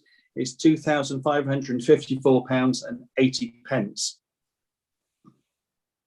So you will have seen, I hope, Madam Chair, my email, which when I issued this quote to the council. Got that here. That's dated 17th of March. That is correct. So, can I have a proposer for this? Oh, sorry, Howard. All right. I would like to propose it, but I think we all ought to understand that if we do go ahead with this, obviously Collins' Lisham's drain plan would not be necessary. So it's almost a decision between Southwest Water and Lisham's drain. I'm prepared to propose Southwest Water, firstly because it's a guaranteed supply, drought or flood, and if Southwest Water are unable to supply water, it's their responsibility. They've got to sort it out.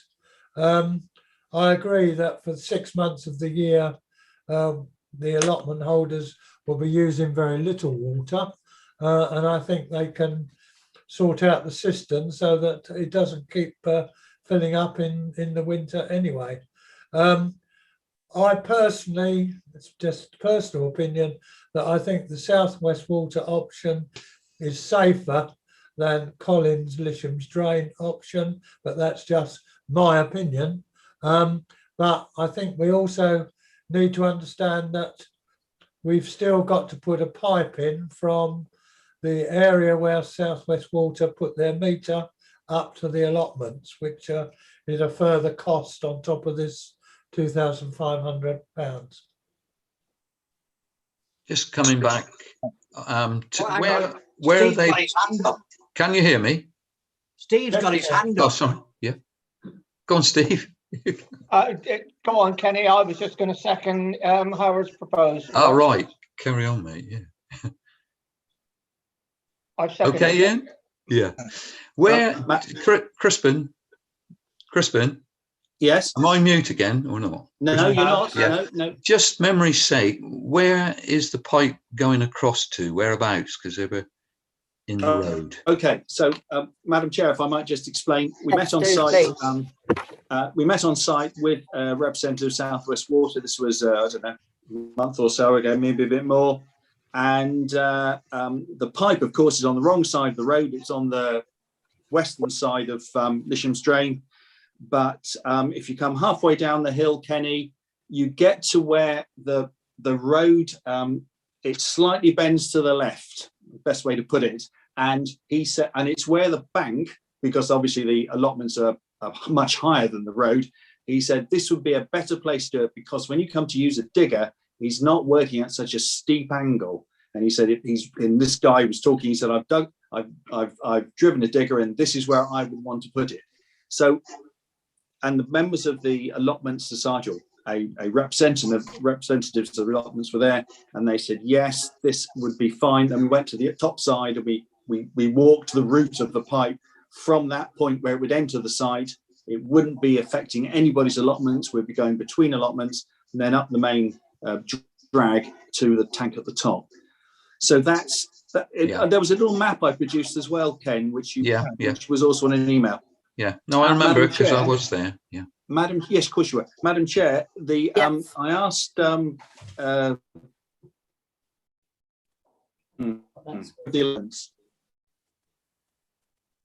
Jason. I asked Jason how much should we add as an extra for their on-site works, if you like, prepared, and he said, well, an extra £500. So, yeah, the total cost is about £3,000. I should also add, Madam Chair, that when we're having that meeting, I don't know whether you remember that, Ken, but one of the allotment holders, and I wasn't sure if it had full allotment support, said we, or he anyway, was not prepared to pay any more for water than he is at the moment. And in my opinion, at the moment, they're getting a bit of a bargain because Graham paid, he does a fantastic job. Yeah. My opinion. So, Madam Chairman, are we actually approving a total cost in the region of 3,000 then? Well, I was just going to say with regard to what Howard said about Colin's proposal for the Lisham Drain, I thought at a previous meeting, and it might have been the amenities meeting, we had a vote that we would follow Crispin's line of having the South West Water install the water. Madam Chair, we agreed to do both, get the cost parallel. So, Madam Chair, could I ask Colin to just give us an update on the Lisham's Drain free water? Okay, can I just mention that we've had to rejig the Lisham's Drain scenario because Mrs. Sydenham is not willing to let the pipe come through her land, so that all our gravity feeding is brought to nothing. But going back to the drawing board, we've looked at capturing the water at the bottom where it comes near the entrance to the concrete road and putting it across there into a storage tank and then using a solar powered pump to pump it up the 20 feet through Millfield into the tanks. And that is $2,550 for the excavation, $1,500 for the storage tank, and £2,000 for a storage pump. A solar pump, and that pump will have cut off when the water has filled those tanks.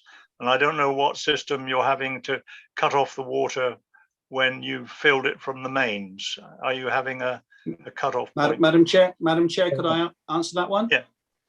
Yes, It's a please ball. do. It's a ball cup, Colin. Yes. Good. Yeah. Right. That's right. Anyway, so there we are. It's 5,550, and it obviously looks more expensive than the scheme coming in from the mains. So it's up to the council to decide what they want to do. Can I just say, Chairman, obviously with the south. Sorry. It's just say those again, 2,050 for the excavation. Right. Yeah. 1,500 for a storage tank below ground level. Yes. To store So and then £2,000 for a solar pump. Okay. Steve? Well, listening to what Colin is saying, Southwest Water is cheaper and 100% more reliable. Yeah. Right. So I propose we go with the Southwest Water one, like Howard. I'd second that. Yeah. Oh, so mine's proposals. Has my proposal gone now then? No, so I you meant as to Howard's proposal. Yeah. So Howard proposed it, Steve seconded it. Any all in favour? Or anybody against? Anyone against? I'll abstain because I still think free water is better than having to pay for it. Okay. Anyone against? That price. Just Colin abstaining. Okay, thank you. Madam Chair. Yes. So just to conclude, if we go with this, there's an ongoing cost. I also laid those out as well. And what we haven't decided, maybe it's not for this meeting, is, well, who pays for what? And when the water's being supplied, is the council also putting its money, its hand in its pocket as well? We just haven't got that far yet at all. Madam Chairman, I think we need to discuss this with the allotments. I mean, I think we go to them and propose what this, but they've got to understand that they've got to have some contribution towards the water. We can't have an open-ended water use. Very true. Absolutely. Yeah. Could I just talking about agreeing to the installation cost? Yes, at this point. Further discussion to be had with the Allotments Association. Penny? Yeah, it's just to say that we need further discussion with them, as Andrew and Eddie have said, because one or two of them say they ain't paying anymore. Another couple say we've only got a quarter of an allotment, so we don't have the same water use as others. So yeah, it does need thrashing out a little bit. Okay, I'm just Surely when we do a review of the rents, quarter, half, whole plot, we can then adjust portion, the rent at that point. Include the water. That'll include the water at that time. Yeah, that's good. But I think we ought to let them know that beforehand, and that will put some of the minds at rest. Otherwise, it's just going to fester. Yeah, Madam Chairman, can I just make a suggestion that we look at, say, Seaton and Axminster, where they've got a main supply, and find out how they handle their supply. Well, according to one of the allotment holders, they don't charge at all. Whether that's right. They charge it. They charge it in their price. Do they? It's just the price of the plot. That's why we need a meeting with them again, don't we? Sorry, Ian. What did you say? They charge it within their price. So within the price of the allotment, they just charge it within there. Yeah. Okay. So it's an all-encompassing price. Yeah. Okay. Madam Chair, at the moment, I think that no matter how big a plot you've got, you still pay the same water. So a quarter plays the same as a half. Sorry, Keith is putting a thumbs up to that, which on the face of it sounds a bit unfair, but I'm not an allotment holder, so I don't know. That's why we need to discuss it. Absolutely, Chair. Of course we've gone far enough tonight. We've got to move on because we've got a lot to get through. Yeah. Thank you, Mr. Chairman. Yep. Right. Thank you, Joy. Quote for surface and drainage improvements. Where? Unclassified road. The unclassified road? Yep. This is the P3 money that you've received. You just need to Can decide I which speak? you want to take. Can I speak, Madam Chairman, on this? So I've been involved in getting quotes for this, and we've just got 2 quotes in from Tom Palmer, and I forget the other people. Banks, what is it? Oh, was it Martin Banks? That's right. Yeah. Do we need to go into committee on this one, Mr. Chairman, as we're discussing money? Can I propose that we take this into committee? Yes, okay, that's fine. Everybody in agreement? Yeah. Yeah. Yeah. Okay. Okay. Right. Quote, sorry. Quote to dig 5 exploratory holes and clear the Millfield site. Again, should this one go into committee with the other one? They all should, Chairman. No, it's one quote. You don't need to. This is only one quote. This one. Oh, right. So we have a quote from John Voisey. Was it?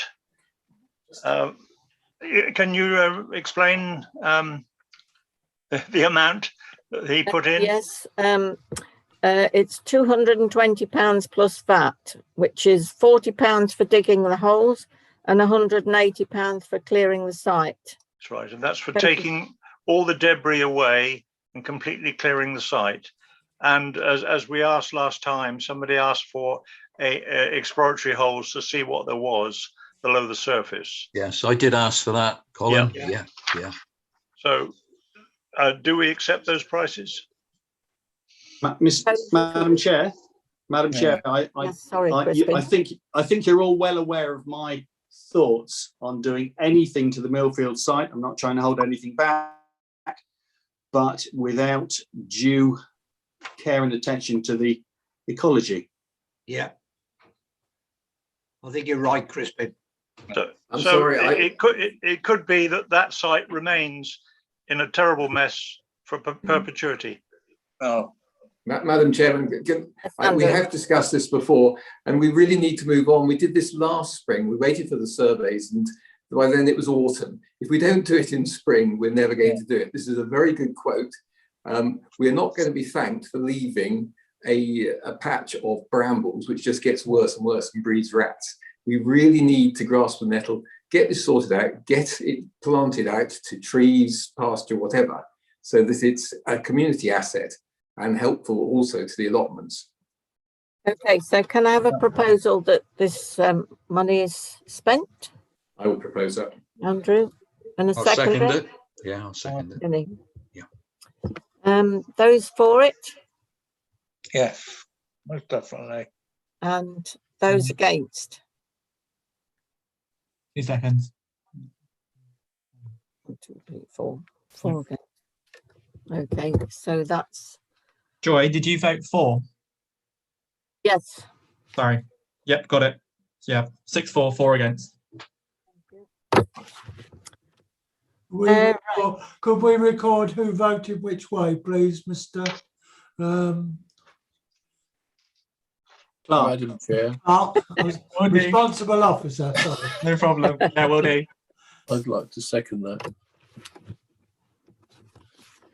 Okay, so now we're on to item D, quote for works on the track at Heathhame Pit. Have we all seen this one? I spoke on that. It's just one quote from Tom Palmer, and I think is it 250 for £250 plus VAT to dig out the area in the gateway, collect river gravel with tractor and trailer, and put in gateway and level. Yep. Well, this is something that we've been talking about for some time. That slope into that pit where we're dumping our waste from the cemetery it gets almost impossible during the winter to get up there. It needs a hard track. The owners are happy. Mr. and Mrs. Buckley are happy for us to put in a stone track, and also to lock the tree as you go through. They in fact are putting in a new gate there. Right. This will assist us in taking the debris, the soil from the cemetery and taking it into that pit. And can I just say that I've had a conversation with Arthur Parsons, who has offered to do this work with his tractor. He will take that soil and dump it for us. But this work needs to be done to start with, £250. Again, it's Steve? work that needs to be doing. I propose that we unfortunately pay this amount. Yeah, I would second that. Sorry, I'm lost.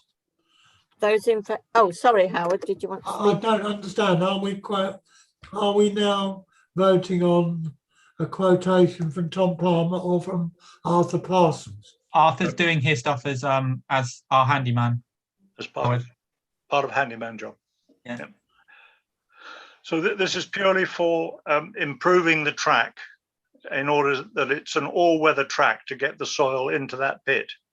Okay, so we only have one price, one quote. Yeah, that's all. That's all. Yeah.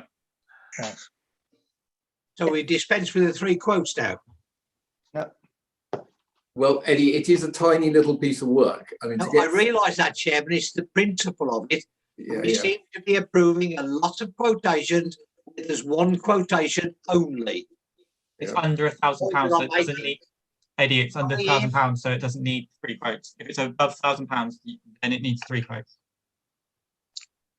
Oh. So we're breaking no laws.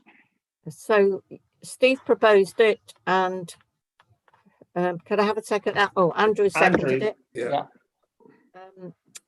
Those in favour that this money is spent, and those against? Though anybody abstaining? Yeah.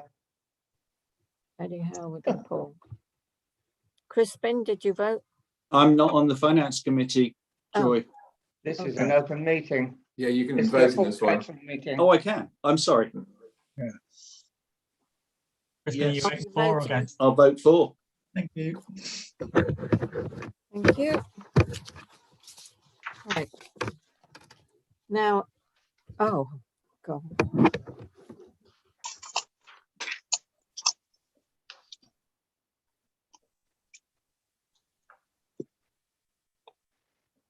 What's happening? All right, Joy. I don't know. I can't see it, anybody. Right. Well, we can see you, hear Joy. you. Yeah. We can see you and hear And you. we can hear you. Ah, there you are. I better be careful then. Okay. Right. Item E, quote for the skate park repair. Now, I think we've only, Ian said we've only been able to get one quote for this. Yeah, together between me and Crispin, I think, Crispin, how many did you approach? I approached 4 people. How many did you approach in the end? I approached, I don't know, 2 or 3, I think.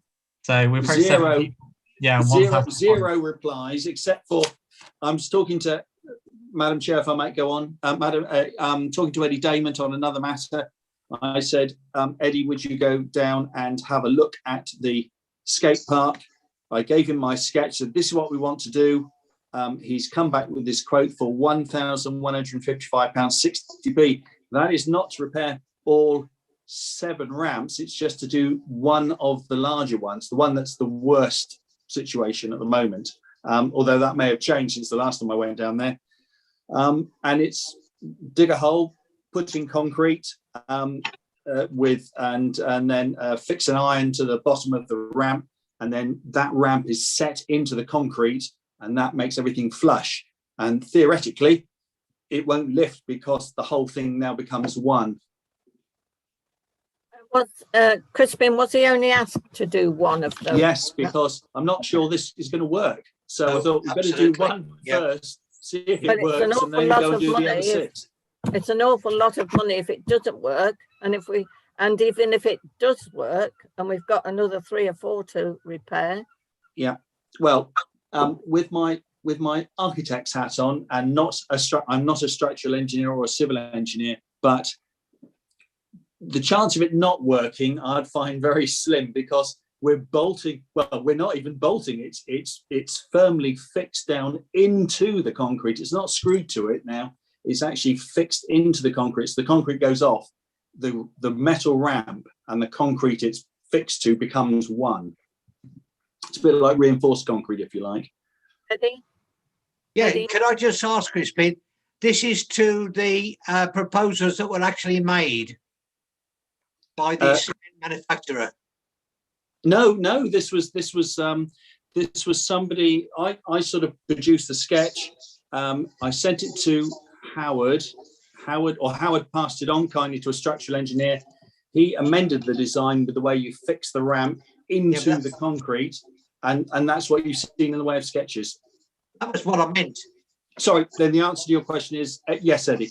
Okay, well, can I suggest then, through you, Madam Chairman, that in fact, if we're not sure, obviously, that it's going to be successful, and like Joy said, we're spending over £1,000, can I ask that we actually take progressive pictures of it so that we know which bit went wrong or didn't go wrong? Because obviously, the suggestion that you made was digging it up, excavating, putting a concrete raft down, putting an angle in, and pinning it to the angle.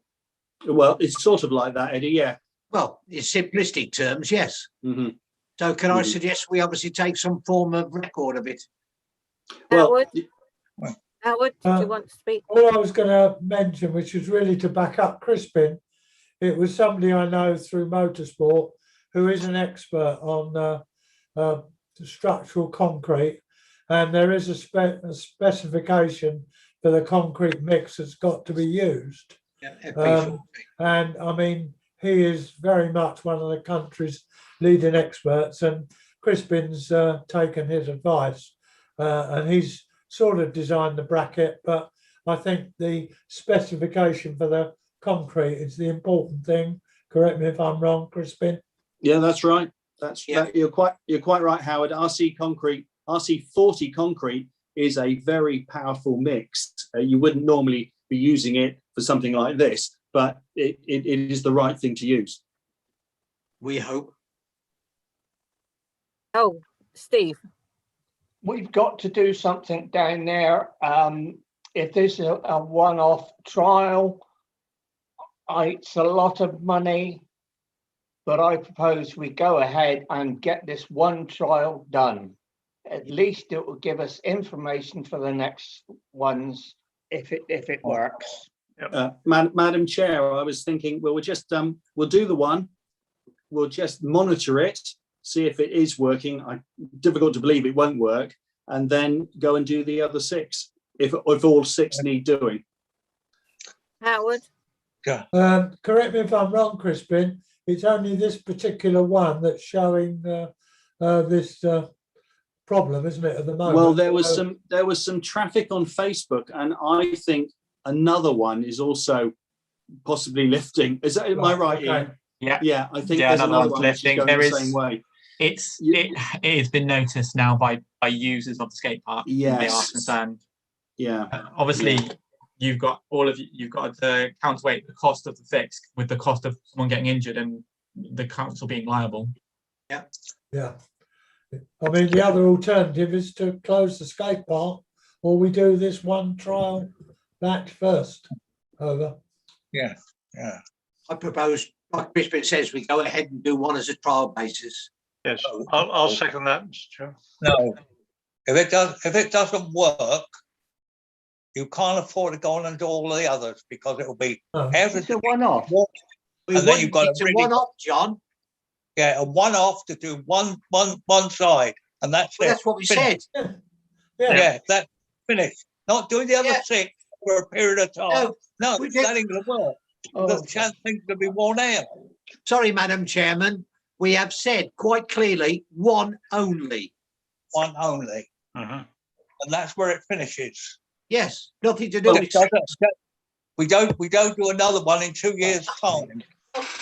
John, Madam Chair. Yes. John, the idea was we do the one, monitor it for say month, 6 weeks. If that works, the other ramps are starting to lift as well. We wouldn't be if we've agreed, yes, it's a good idea, we'll do them all, or we can't just leave it at this one because others are in the same situation.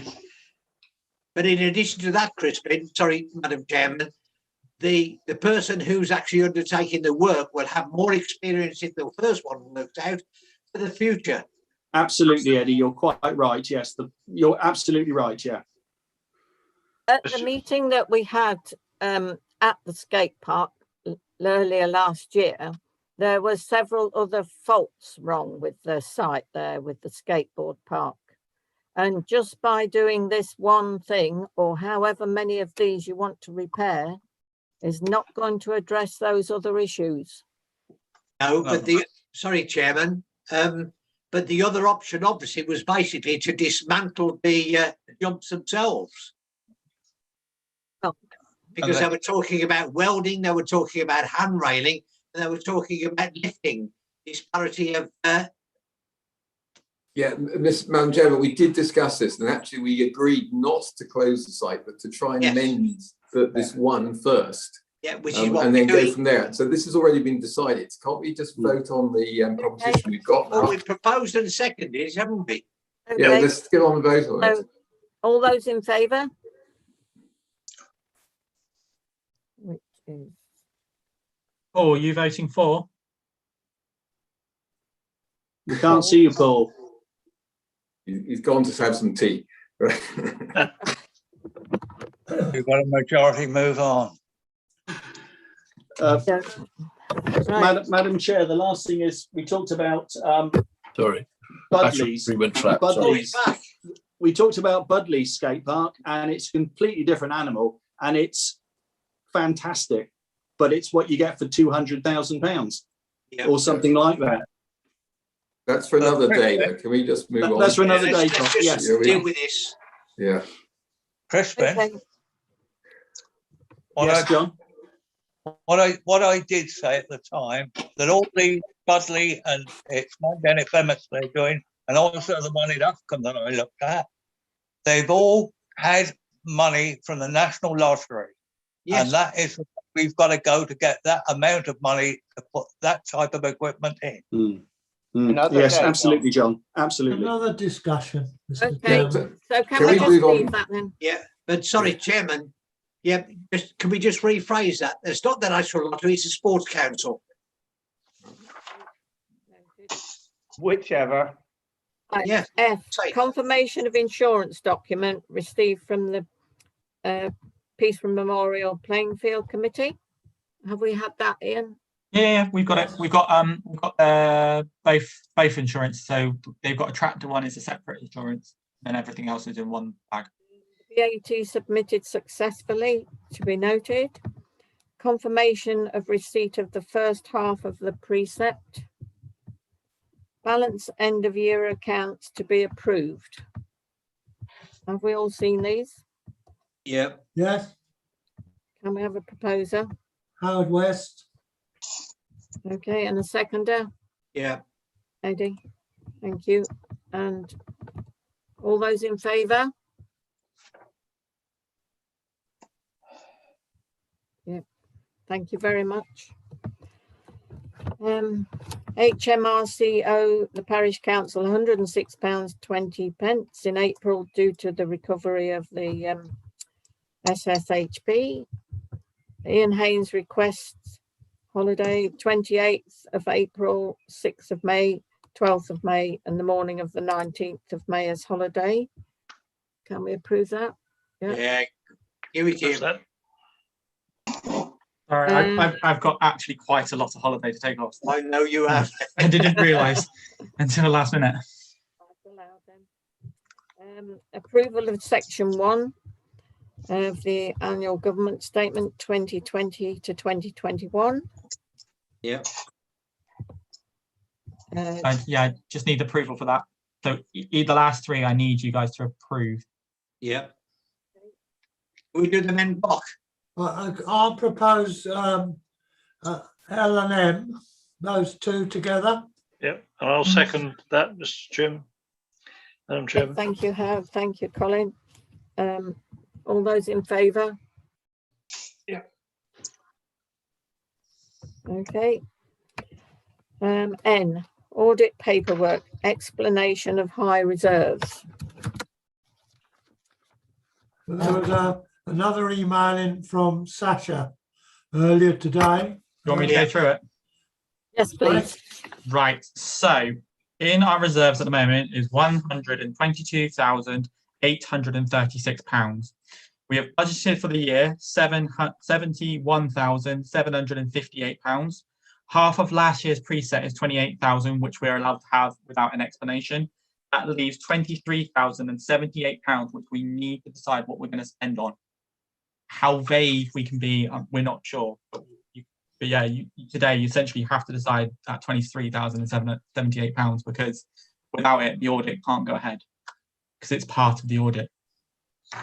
We're now down to about 18,000 because I think we spent approximately £5,000 tonight, haven't we? Madam Chair, can I just ask, Madam Chair, Ian? Yes. So essentially, we have to spend this money, this 23. Is that what you're saying? Yes. Yeah, you have to decide what you're going to spend it on because it's more money than the council should have in reserve. Well, what a great position to be in. Okay. Well, sorry, Chairman, the exception obviously that we've charged all the residents 5% when really we may not need it. Well, it's based on last year, not this year. Obviously, obviously, what the 5% you said that was a discussion for next year. Yeah. Whether it was Chairman, Madam Chairman, sorry, Joy. We've almost committed ourselves to probably £5,000 on doing further work on the skateboard park if the first trial is successful. So we ought to make a provision of about 5,000 to do that in case we have to do all of them. Yeah. Something we didn't know about until recently. No. You wanted to speak? Yeah, we've also committed several thousands of pounds towards resurfacing paths in the cemetery.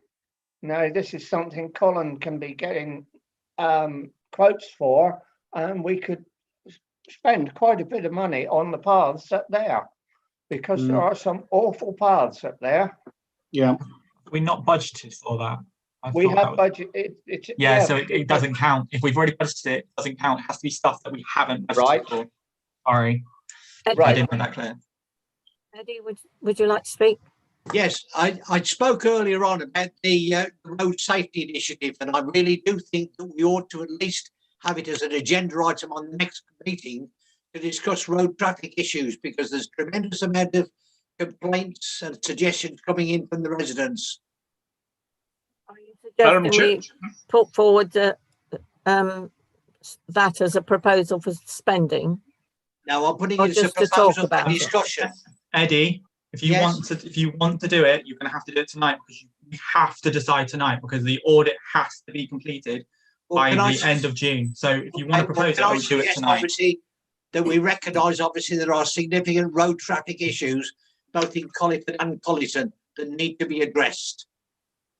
And they are costly. Paul, would you like to speak? Thank you, Chair. Yes, I was going to ask what the timescale is, and Ian has just kindly answered that. Ian, is it okay if we carried this forward to the Finance Committee? Because this is obviously news to us in the last 48 hours, isn't it, really? Would that still be okay if we, a couple of weeks' time? No, even that's no good. Because the audit has to be completed by the 30th of June. So we have to give our auditors enough time to be able to audit all of the material. And without all of the material, we have to give all the material together. We can't give them a bit of it and not all of it, if that makes sense. Everything has to be delivered. So if you waited, so the next finance meeting, the next meeting full stop is the 19th of May, which means you would give the audit people, I think it's like 5 weeks, and that's probably not enough time for them. Sorry, I'm trying to do, 6 weeks you'd give them, which is probably not enough time to audit all of that stuff. Would you like to speak? So we spent almost £5,000 tonight, and what they're saying was that we ought to put £5,000 back towards the playing fields, the skate park. So that would 10,000. So what are we looking at to spend? That would leave you with 13,000 to spend. Right. Like you don't have to be specific about what you're spending on. You can probably generalize it and see if you can get away with generalizing it. Hand up. I have my hand Howard. up. John. No, let me finish what I was saying about sorry, the playing Howard. field. We heard earlier on from Ian that if we invested about £10,000 into an all singing, all dancing speed camera and record system for the whole parish, not just for Colliford, but we can use it in Collie Road and any other areas of Collyton that is necessary. Surely that's something we ought to be going for anyway, because we've definitely got speeding problems in Colliford. There's definitely speeding problems in Collie Road, looking at recent correspondence.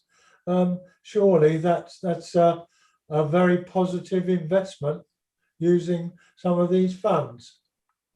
Steve, did you want to continue? Yeah, continue on the playing fields. I think it comes up later, but I might as well bring it up now.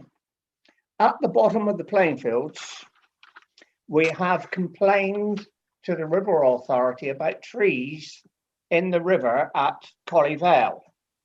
Now, at the bottom of the playing fields, there are an awful lot of trees that are on the playing field site that are hanging across the river, in the river, branches in the river, that when flooding, they grab an awful lot of debris. Now, we ought to be spending some money to get those trees removed, didn't we? So there's just a suggestion that we get that sorted. We can't keep complaining to the Water Authority about the playing fields at the bottom of the down by me if we're not looking after our own stretch of water. Would you like to say something? I just wanted to be clear, you don't have to specifically commit yourself to spending the money on a certain project, but for instance, use Ian Priestley's and Steve's, you can say, we're looking at spending 10,500 on some kind of road traffic, and we're spending 2,000 or 3,000 on tree work. You don't have to specifically commit yourself. You just have to have a general idea of what you're going to spend the money on, because it just needs to be part of the audit is explaining where that money is going to be spent, and it is going to be spent. Yeah.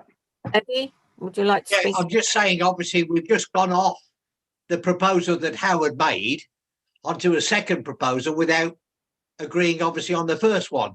So can I say, I'm sorry, I didn't know Howard proposed it. I thought it was a suggestion, and at this point, everybody's putting suggestions in rather than proposing it. But I'm sorry, Howard, if I misunderstood. Perhaps it was. Joy, you're correct, but we need to agree between us all that yes, it goes in there or it doesn't.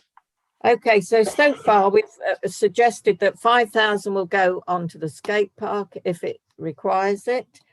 And Howard suggested 10,000 for a speed camera, and Steve has said tree removal at the playing fields. Have we got any other suggestions? And there's 5, Madam Chair. 5,000 spent tonight. And another 5,000. Well, you're up to 23 now. What's the other 5,000? We haven't been specific the about water? the cost of the trees. Oh, there's the water as well. Water supply to that's in the 5. Yeah, that's in the 5,000 of the other items we discussed. Yeah. Steve was stopping. John is Steve was trying to say totting up. something. Joy. Yes. It's another thing that I've got an expenditure on. I don't say it'll be a great expenditure. I don't know. But down at Road Green, the flooding down there, that's through tree roots blocking the pipe work. Well, we might have to renew all that all the way through the Road Green out to the road and then by way to the river. So, I mean, that will be another expenditure that we could put in. That is coming up further on in the amenities. I'd like to agree with that and say we ought to put 1,000 at least aside to rectify the drainage at Road Green. Paul, would you like to speak? Yes, thanks, Chair. Just like to ask Ian a question and follow it up. Ian, this has to be spent on capital projects. Can it be a discretionary grant, for example, to people in the community? Literally just needs to be spent. How it's spent is actually neither here nor there. It's just the money has to be. You have to explain that the money is being used for something. Okay, well, so Chair, can I come with a couple of other sort of ideas? I'm just thinking about how this is going to, how this looks to our parishioners. And the point has been well made, and it's been made in the past that I've said it. I mean, we have kind of slightly held too high a reserve for a very long time. At the moment, I was in a meeting today of the poverty panel at East Devon, and the news is absolutely terrible. There are 10,000 families now in East Devon alone that will be living in poverty at the moment. And it's really serious. And this isn't going to get any better over the next year. And the other group of people that I'm mindful declaring a slight interest in the Strawbridge is the young people. And I'm just wondering, whether we start up a discretionary hardship fund. That's one thing we could do. Now, I know this is something the FEAFEs already do. Perhaps we could work with the FEAFEs on that. And how that happens is, well, it doesn't show people like us, does it? But people really can't afford school shoes at the moment. It's things like that. So whether we could get involved in something like that, or alternatively, you've got organisations like the youth football who keep going on quite small resources. You know, should we say there's £5,000 here? If you're an organisation for people under 18 in the parish, would you like to make an application? Or should we say it's a £5,000 hardship fund for this year, running out in April 2022? You know, do you want to make an application for that? So I'm just thinking maybe something those lines rather than just you know, dealing with stuff that frankly we can probably afford from our budget anyway. Ian, can you tell us how much we're still looking for? He's got Honestly, probably, yeah. You're from what I can guess. So you got 5,000 on skate parks. You've already spent 5,000. You've got 10,500 on the traffic system. You've got 3,000 on trees for Peace Memorial Field. You've got 1,000 on road green drainage. So you're above that. You're about 24,000, 24,500. Yeah. Well, Can I that's just without ask? all suggestions. We suggested these, but we're not committed to these figures, are we? No. So what we need to say is we are planning to use the money on this. It's literally just an audit requirement, just to say we're not just. It's to essentially it's to ensure that we don't just hoard money. Yeah. And so next year, if you don't spend the money, then next year you'll have to do it all over again. Yeah. Okay. Eddie, would you like to speak? Well, I've been trying, Madam Chairman. Can I say that I fully support what Paul has actually said about a hardship fund or something similar.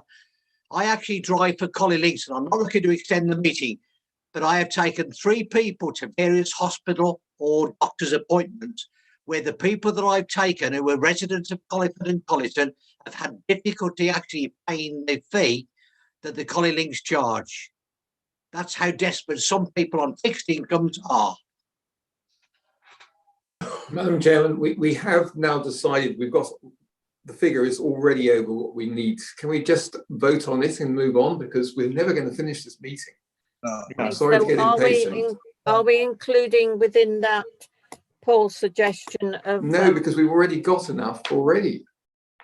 Well, yes, I can see you've already got enough, but maybe this is more important than other things. Well, it's not up to one individual, Madam Chairman. It's up to the collective council.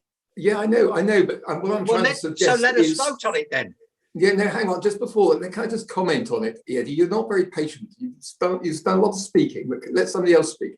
The thing is that we're not, as a council, we're not a charity, although we'd like to be, we're not.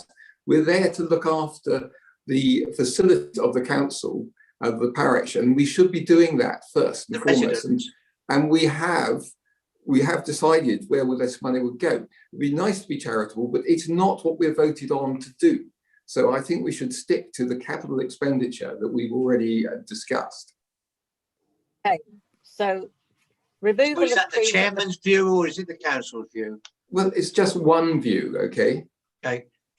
Okay, so the suggestions are 10,500 for the speed camera, 5,000 skate park, trees to be removed 3,000, road green about £1,000, and the 5,000 we spent tonight. Are we all agreed on that? Sorry, Paul. Chair, Sorry. can I just come? Yes, thank you. Just I think if what Ian's saying is we have to show that we've got a suite of things which will end up costing X amount of money, can we not leave the idea of a hardship fund in there just to explore? Yeah. Because that could be the thing. It may be other items come in cheaper or more expensive. It's impossible. But I think we're going to have to look. I mean, you know, Madam well, Chair. I think, yeah, sorry, Joy. It's just the idea that we can just leave the hardship fund in there. We're not committing to it, but maybe we could give it some thought. I do think we have to consider how this meeting would look if people were watching it on YouTube, people in our town who are really poor. I'm genuinely not playing any stuff here. That's what Eddie is true. There are people much more skint out there right now than we imagine. Really are.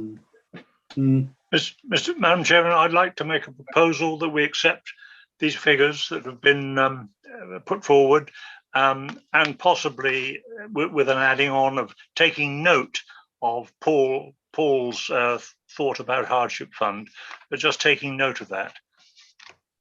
I'd like to propose that we accept the other figures.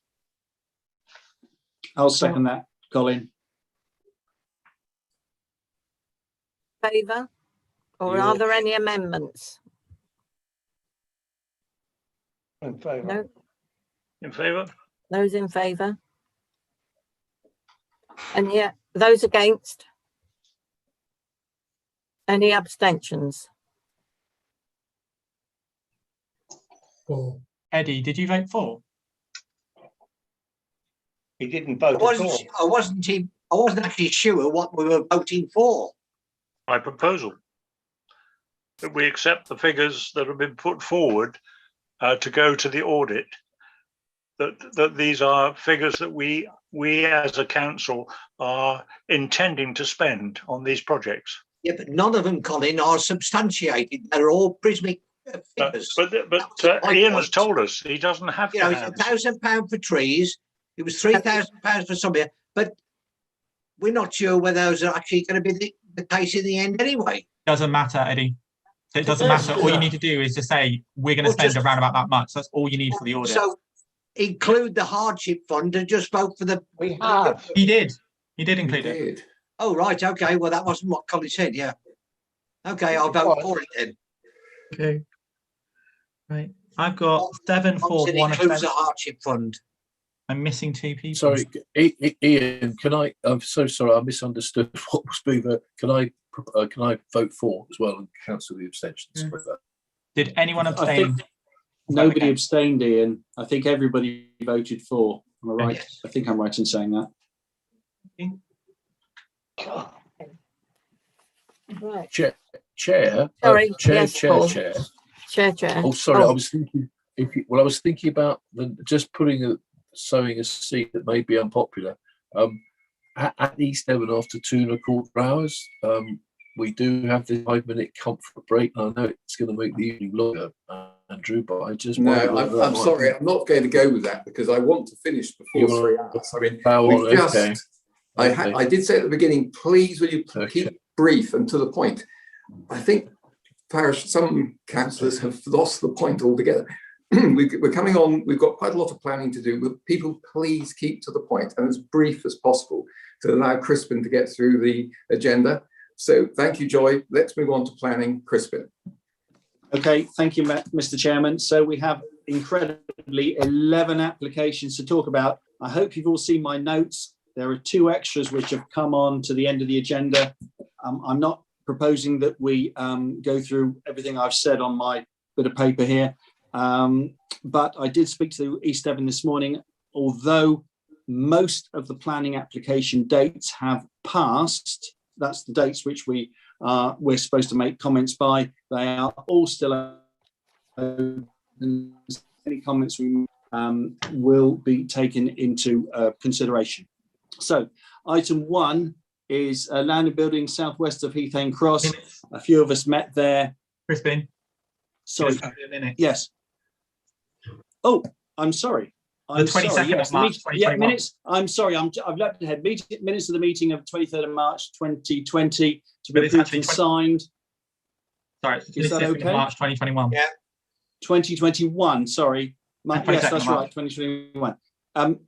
Do I need a proposal on this one, Mr. Chair? I'll propose, Mr. Chair. Or second. Seconded by Eddie. All in favour? Oh, any comments? All in favour? Yeah. Anybody I'm against? abstaining because I've got to sign. Collins, Councillor Pars abstaining. That's okay, Ian. Thank you. So item 1 is land and building southwest of Heathane Cross, 210636. A few of us met there on the site. We met the applicant. We suggested another location for basically a storage shed and some outdoors and some cupboard storage. Has anybody got any comments that were with me, or any other councillor got any comments? Mr. Chairman, can I mention that it's in the ONB? We've just heard from this gentleman, Mr. Hackman at Heathane Farm. It is removing a Devon bank, which is really... Colin, you've got the wrong application. It's at Heathane. Yeah, there are two southwest of Heathane. One at a time. Heathane. Mr. Chair, could I just talk? There are 2 at Heathane, Colin. This is the other one.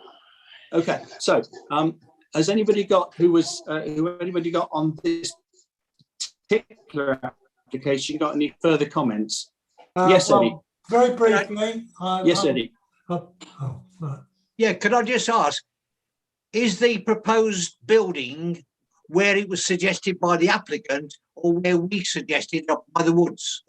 As far as I can see, Eddie, the application information hasn't changed. Okay.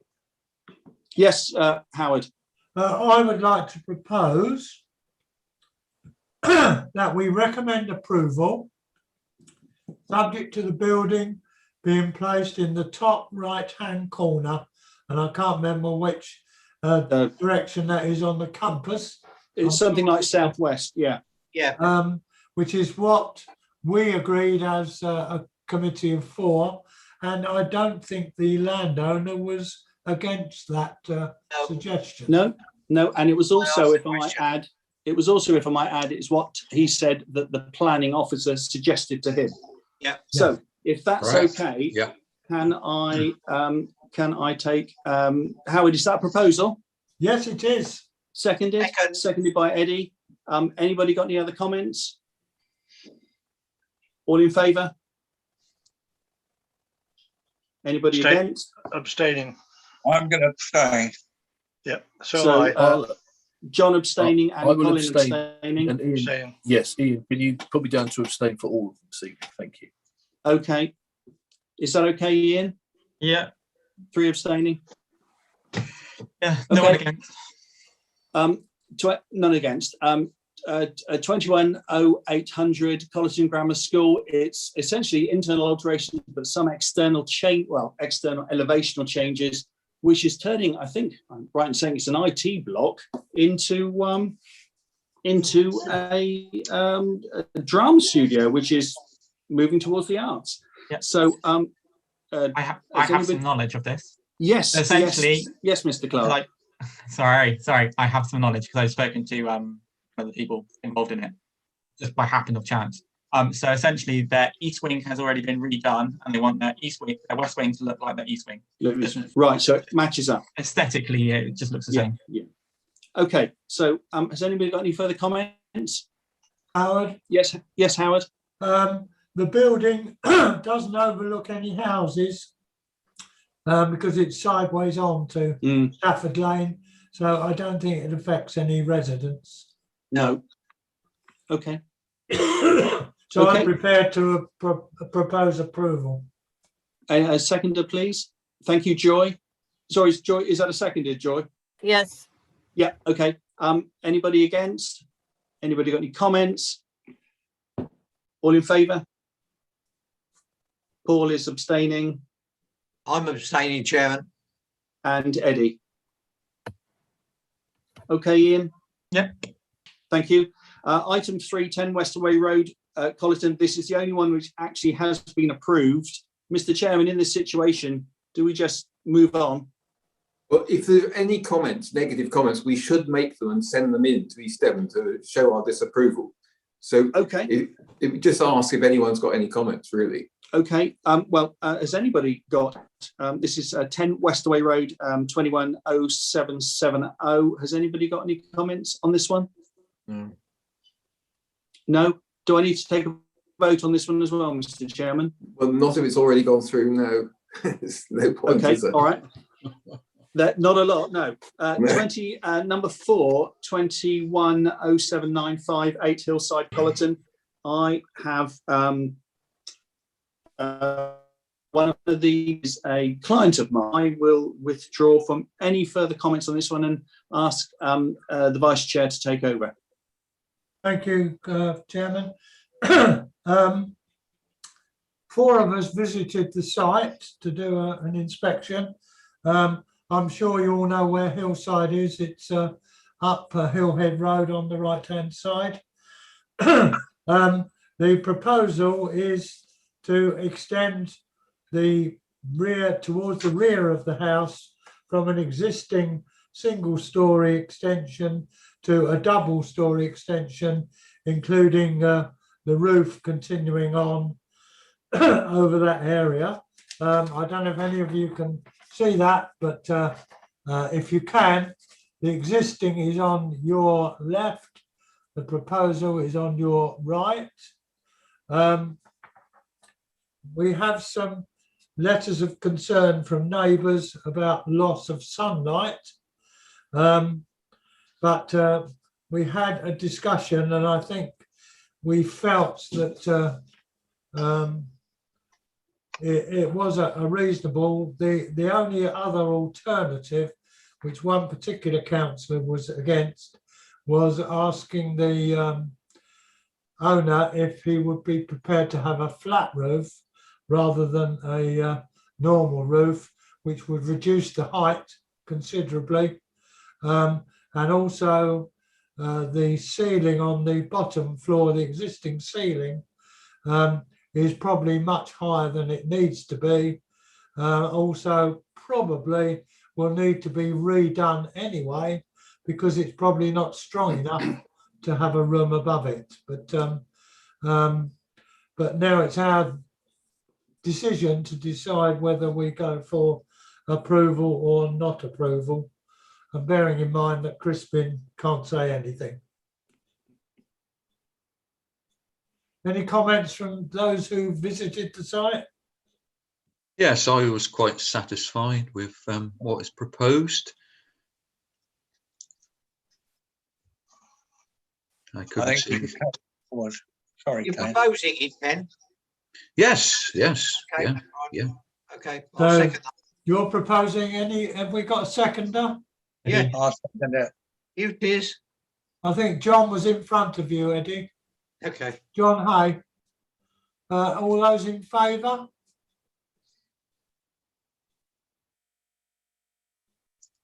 Got that, Ian? Yes, 6. Those again? Any against? No, I'll abstain. And so I'm abstaining as well. And I'll abstain. Andrew. 3 abstentions. 4, I would imagine. 4 and Paul. Oh, Yeah. right. Okay. Thank you. Back to you, Mr. Chairman. Just on that one, Howard, is that so? We're just saying we support, but without your comments. Well, Well, it's Casey's proposal. Well, I don't think my comments about having a flat roof rather than a raised roof were accepted by the council. So we're going ahead as it is, I presume. As it is, okay. Number 5, 210846 Collie Station Road. This has been up in front of us before, and it's an existing double garage which was built. Then it was changed into a sort of a workshop, and now they want to make it into a home office and a workshop. So there's not really any change externally that I can see. Has anybody comments on this one? Any letters of support or Chairman? I haven't seen any, Eddie, but I haven't checked again through every application today. Okay. So that being the case, anybody got any comments? Could I, if not, can I have somebody who propose this for us? I'll propose it. Thank you, John. Seconded. Thank you, Steve. Anybody got any comments? All in favour? Paul is abstaining. Anybody against? Any other abstentions? No. Okay, Ian. Yep. Thank you. Okay, thank you. Item 6, fee for Sham Colleton, 210272. We've had this one in front of us before. The building is slightly shorter. It's still 2-storey in its main part. We had a short meeting on site. The owners weren't present, so we stood sort of in the entrance of the driveway. Has anybody who was there, and indeed anybody's got any comments on this one? We did refuse it before because, tell me if I'm right, Kenny, we refused it before because we felt, one of the reasons we felt was it would spoil the view looking across the valley. Well, the thing was, it's what is not said quite clearly is the garage is very small. It's a cheap garage. I'd knock it down myself. But what's going to go there is going to be 2 stories. That's pretty well going to block out the cottage, a lovely Devon cottage. And that, to me, is still not clearly put. And that is the thing. I mean, so many people walk up through the fields and they're never going to bloody allow a 2-story place to block off the view. I said, wow, I said, it just doesn't make sense. You can't protect a view, Chairman, can you? We can say what we like, actually, Eddie. Yeah. No, but from a planning I mean, it's up to the planning. Yeah. We can, if we feel it would spoil a view across the valley, if that's the view of the council, then we can say it and leave it to the planning officers. Coming in there. It's not a view across the valley. It's the view. I mean, this is why people come down to the West Country. Lovely old cottages, and that is a lovely cottage on its own in the countryside. And they're saying about putting a new 2-story place up, which will pretty well hide up that cottage.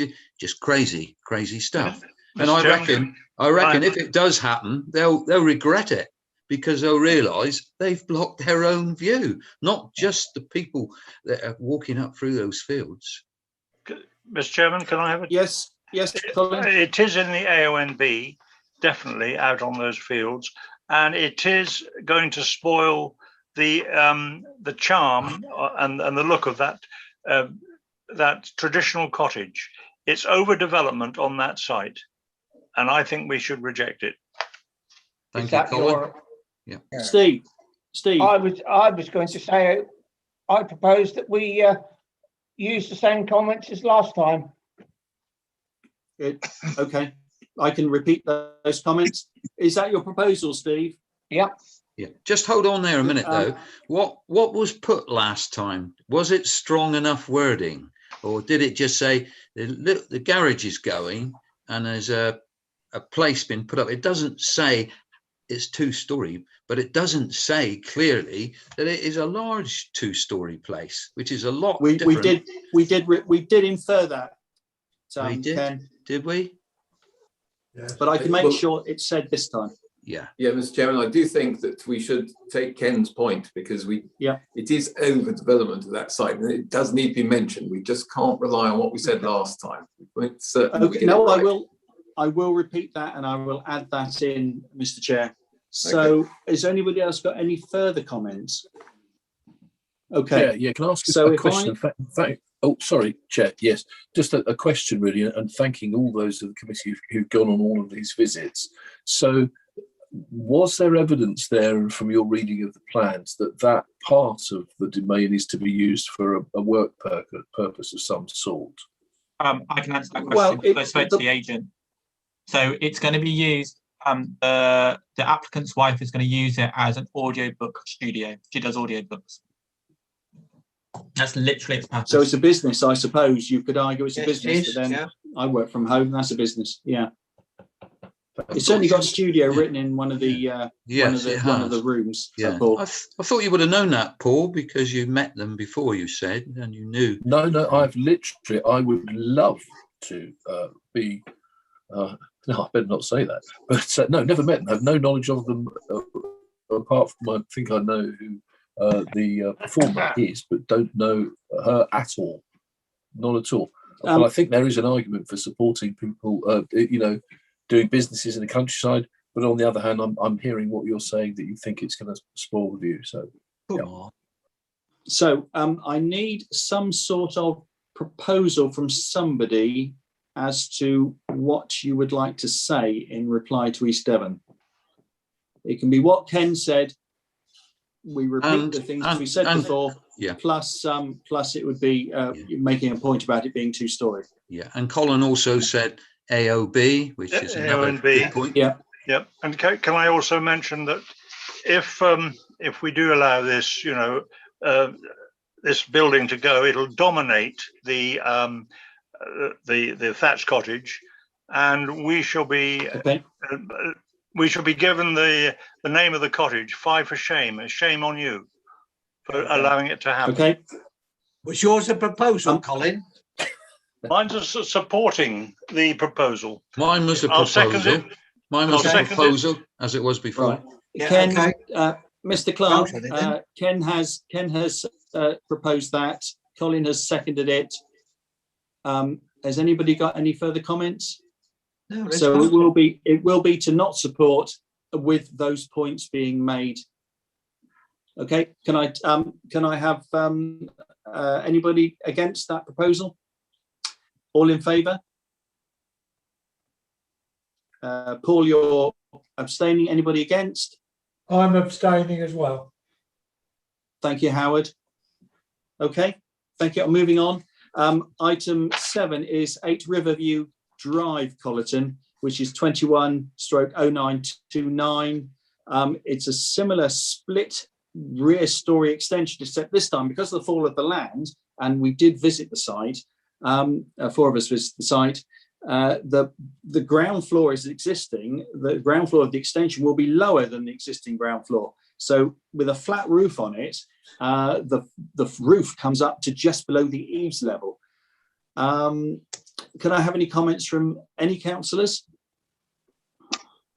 We were all satisfied at the time. Yeah. Okay, Yeah. Can I have, sorry, Steve, go on. I know this site quite well. Yeah, I can't see any problem with it. Okay, thank you. Is that a proposal then, Steve, that we accept? Yes, I'll propose. Thank you. Seconded. Thank you, Joy. Anybody got any comments or against? All in favour? Lots of hands. Yeah. Any Paul against? Anybody else? Or abstaining? Abstain rather than against. Yeah, thank you, Chris. Just you this time, Paul. Okay. Item 8 is Kingsholm, Collingford. I don't propose to read out all the changes to the trees. This is under 21/0931. There are 7 trees where things are being talked about. I asked for some opinion from Jason Mayer, and he has been, and in his opinion, and he said he isn't doing any work there yet. He might be asked to do any work, but he hasn't been asked to do any work yet. He said, yes, this it seems a reasonable proposal. Has anybody got any comments? Yes, Howard. I've Yes, spoken Howard. that all of these trees overhang the next door neighbour. I can't remember the name of the house, but it's the house next door, Belmont. That's right, which is in Swan Hill Road. All of these trees overhang their property, and that's the reason for the application, really. They're very happy that it's going to happen. But one thing that Jason Mayer did say, that the holm oak, which is to be felled, he thinks should be replaced. Okay. Which is not in the application. So I would like to propose that we agree the application, approve it, but we do request that the holm oak is replaced like for like. Okay. Thank you, Howard. Any else got any comments? So, Howard, can I take that as a proposal? Can I have a seconder? That was a proposal, yeah. Can I have a seconder from someone? May I make a comment? Yes, yes, of course, Joy. How are you going to replace it like for like when it's a holm oak of that age? Well, another holm oak, that's what I meant. Replace it with the same species then, Joy. Will that satisfy you?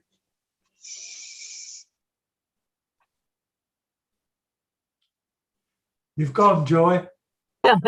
I'm not saying, I haven't said anything. Oh, sorry. It's just how you enforce them to do that. But it can be a recommendation. Yes, I agree with that. Everything that we say, Joy, is a recommendation. It's up to them in East Devon to make the decision. So if that's okay, if Howard's proposal is put on the table, can I have a seconder for that one? Steve's already seconded. I've done it. Thank you, Steve. Sorry, I didn't see you. Anybody got any comments against or want to are against? All in favour? Paul abstaining. Anybody else abstaining? All right, Ian. Yeah. Thank you. Item 9. Now, this was referred to earlier by a member of the public. This is the second piece of land adjacent to Harepath Hill. Sorry, no, I'm sorry, I got the wrong. I'm sorry, I got the wrong one. Sorry, item 9 is land adjacent to Harepath Hill, Seaton 22887. This, Mr. Chairman, this is the site which isn't. This is the site which isn't in our parish. There's been a slight amendment, I suppose, to the original application. The reason we're talking about it is because it would be highly visible from Collerton and possibly Collie Ford parishes. Really, the last time we supported Seaton Parish, saying that it's not acceptable. And from what I've seen of the information that's come in since, I don't think I'm really would want to change my mind. However, have I got any other comments from the council? I'd agree with this bit. Can I declare an interest on this, because I know the gentleman involved quite well, but I would say that if I was farming this ground, I would never put a barn there, and I would use the barns at his base station. Yeah, at the farm. Put the crop at the for the point of use, rather than store it about 3/4 of a mile away. Yeah. So I think he's got enough storage on his own land without having to build this barn, which will be an intrusion in the landscape. Yeah. Okay. Understood, Colin. Anybody else got any further comments? Well, I'd agree with Colin, but we did put that in our original objection. And I think we should just repeat the objection again. Okay. Is that a proposal? That is my proposal, yeah. Thank you, Andrew. Seconder for that? Thank you, Eddie. Anybody got any comments or are against? Okay. I think one of the things that we should really push is the very dangerous access in and out of the site off of Harepath Hill as well. Which we did mention before as well, Howard, yeah. Yes. Movement of vehicles. Last road. Yeah. Okay. Last road. So if that's okay, all in favour? Sorry, Steve. No, Go on. I'm abstaining because I know Chris very well. Yeah. Well, Okay. Similarly, I'm abstaining because of. Right. So I haven't got to the abstaining bit yet. Oh, so sorry, all in sorry. favour?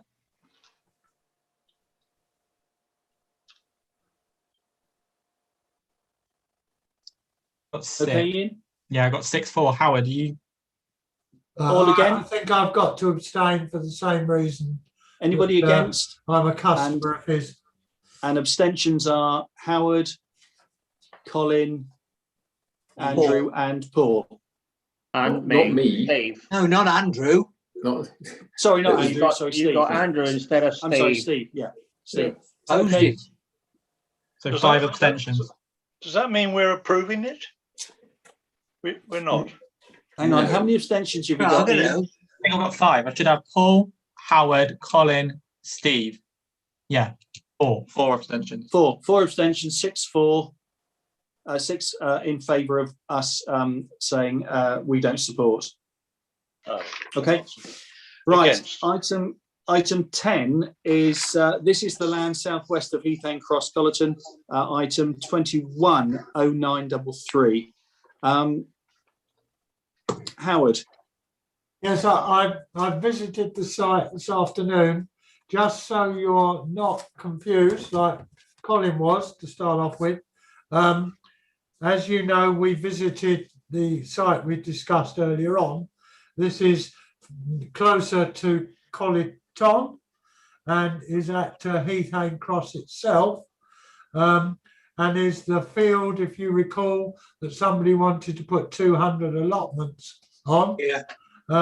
Now we have a planning application for stables for 3 horses, plus 50 metres of hedgerow to be moved back on each side as a splay, and then there will be a new access point off of Heathane Lane.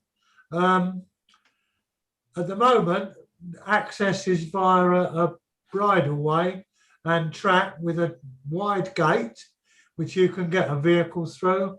You go up a wet track, but very stony at the moment, and turn right for a short distance into a gate into the field. They're talking about splay for getting in and out of the existing gate. I stood there for quite a time. Everybody was coming out of school, a lot of cars going along that road. I think the visibility on the existing access is perfectly acceptable. And in the AONB, do we really want 50 metres of hedge supposedly pushed back to make a splay? I don't think that's going to work because quite a lot of it is quite large trees. Secondly, within that area is a telegraph pole or an electricity pole, I'm not sure which would have to be moved. And the third thing is that they, on their drawing, which I do have here somewhere, they've drawn in the new gateway, they've drawn in the 3 stables. There is really an open garage in those stables with a sort of drive-through, which some people call a tunnel. There's been quite a few objections to it. But the other thing is there's no plan at all of how you get from the entrance that they propose to the unit in a vehicle. And therefore, the planning application, I don't think, is complete anyway. I think, personally, I would recommend that we recommend approval, rejection, sorry. I don't like the look of it at all. The other possibility, if those of you who remember going to the last visit, was that the next door landowner to the site that we were looking at had put in a track behind the hedge, which went along to a gypsy type caravan, which I presume is some form of holiday accommodation. But if the landowners there talk to each other, that access could be extended into this last field, and they could gain access from the same gateway as the others do. And possibly a suggestion of a different way to access the site. And a lot of the comments say that that field will not be able to cope with 3 horses. So why do they need 3 stables? Okay, thank you, Howard. Anybody else got any other comments? Yeah, I agree with Yes, Howard. Steve. Sorry, Steve. Is Howard proposing that we do not support it? Yes. Sorry. I will. Yes. I will Prepare second to do that. So I your will second that. Howard's proposal goes to Steve is seconded. Yes, John. I agree with Howard completely because that field is a swamp. It's originally it was an 8.5 acre field. It's always run very, very wet because it's a vast quantity of water that runs up at Ox Hill and through that field. The other thing is that when it was farmland and the farmer farmed it was possibly only about 30 vehicle movements per year use that field. If you're going to put stables in there, you're going to have at least once a day, very likely twice a day, and that's over 700 movements that are going in and out of that field. And I don't think the field will stick it because it's too wet. The other point I wish to make, that although it isn't on this comment, but we commented it before, the middle section as it is now is temporary buildings on there. And as memory serves me right, that this was, they only had a limited life. We haven't heard anything from East Devon or the other landowner that those buildings should still be there. So I'm very concerned about it. John, that's for another time. It's not part of this particular application. So that's what Howard said about this. It's overdevelopment of the site because the site is too wet and traffic. Move on. So, having said that, if Howard's proposal and seconded by Steve, does anybody got any other comments on this one? So it will be we recommend refusal or not accepted. Can I have, if nobody's got any comments, can I ask for a show of hands of those in support of that proposal? Yes. Thank you. And against? Abstention, Paul. Anybody else abstaining? Okay, Ian? Yes. Okay.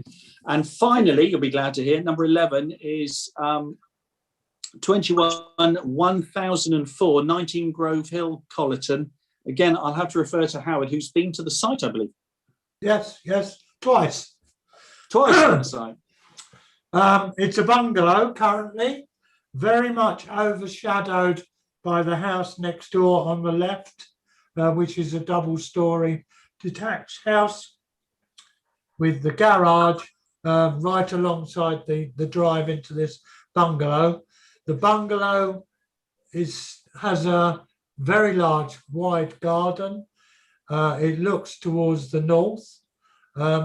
It does not overlook the house next door to the left, and it does not overlook the bungalow next door to the right. And it is quite a large extension across the rear of the bungalow. Again, I've got a picture here somewhere. But I would recommend that we approve it because I don't think it interferes with any of the local neighbours, and therefore I think is acceptable. It is very much tucked away. Okay, anybody else got any further comments? All right.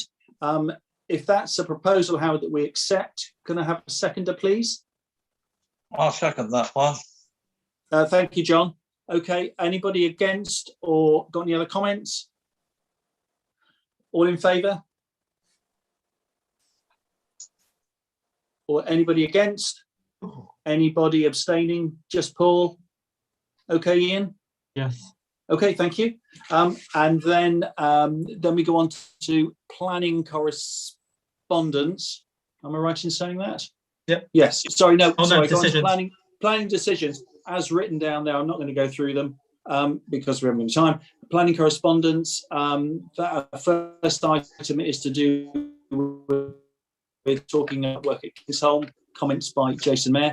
Second, item A, cemetery request for an interment of a daughter's ashes to a parent's burial plot along the small ledger. Is this against anybody? Is this against our policies, Ian, to have this? There isn't any policy on it because it's quite a peculiar request. Like it's not a request that's regularly happens. Okay, Steve. We have done this in the past. I have a relation up there, and their ashes were put with his parents on his parents' grave, and a flat stone was put in its place. I agree. I agree. It's not something that we haven't done. We have done it in the past, and I propose that we let this. Okay, Steve, I'd like to second that, Mr. Chairman. Thank you. I'd like to second. Yes. Price needs to be decided. You also need to decide a price because it's something that doesn't normally happen. We need a price decided. It's truth. Yes, Steve. What's the price for putting for a burial? Can I speak? I have just a second. Just a second, Colin. It's 151 pounds to interment of cremation remains. Well, I think that's what we ought to charge. Just the interment of ashes, the £151. They deal with the stone. That's it. Colin. Yes, I was going to say I've got my cousin is buried in his parents' grave in Stockland, and yes, they I think they charged £85 for that actually, for that interment of ashes in his grave. But yeah, I'm happy to accept this. Okay, so if we charge 151, you're saying, Ian, we charge £151, yeah? For interment or cremation, cremated remains, we normally charge that much. Okay, is that okay if I just add that to Steve's proposal, seconded by Colin?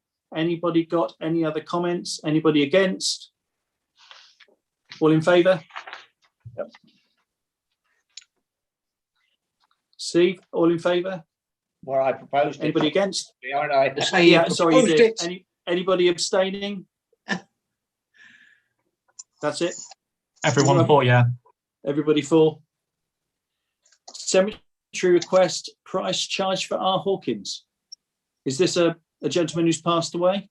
Yeah, so he lived when he died, he lived in Seaton, but he did live in Colleton for 50 years. Someone here said that they knew him very well. Yes, I did. I knew him. Yes, Richard Hawkins. So he was definitely a Colliford born and bred lad.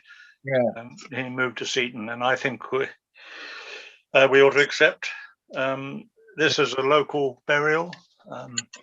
I go along with what Colin said. He went to Colleton School as well. Yeah. I don't mean Colleton Grammar School. Colleton was a senior school. That's right.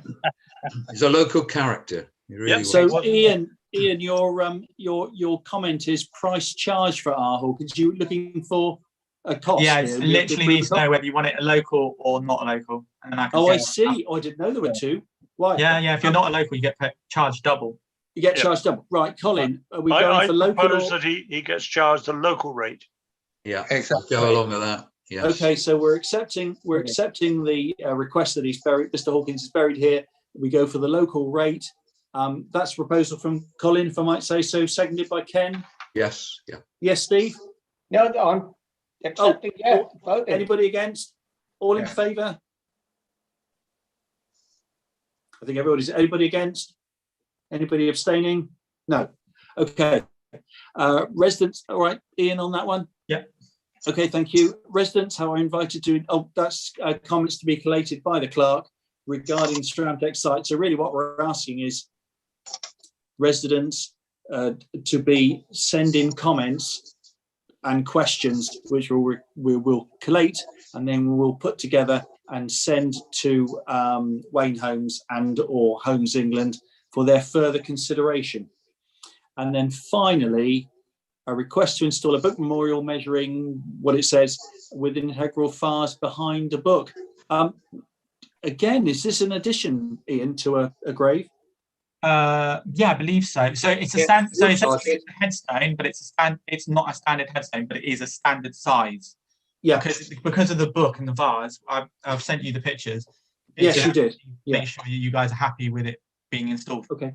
Yes, Steve. I'll propose that we accept this, as I have a book of similar on my mum and dad's grave. So okay.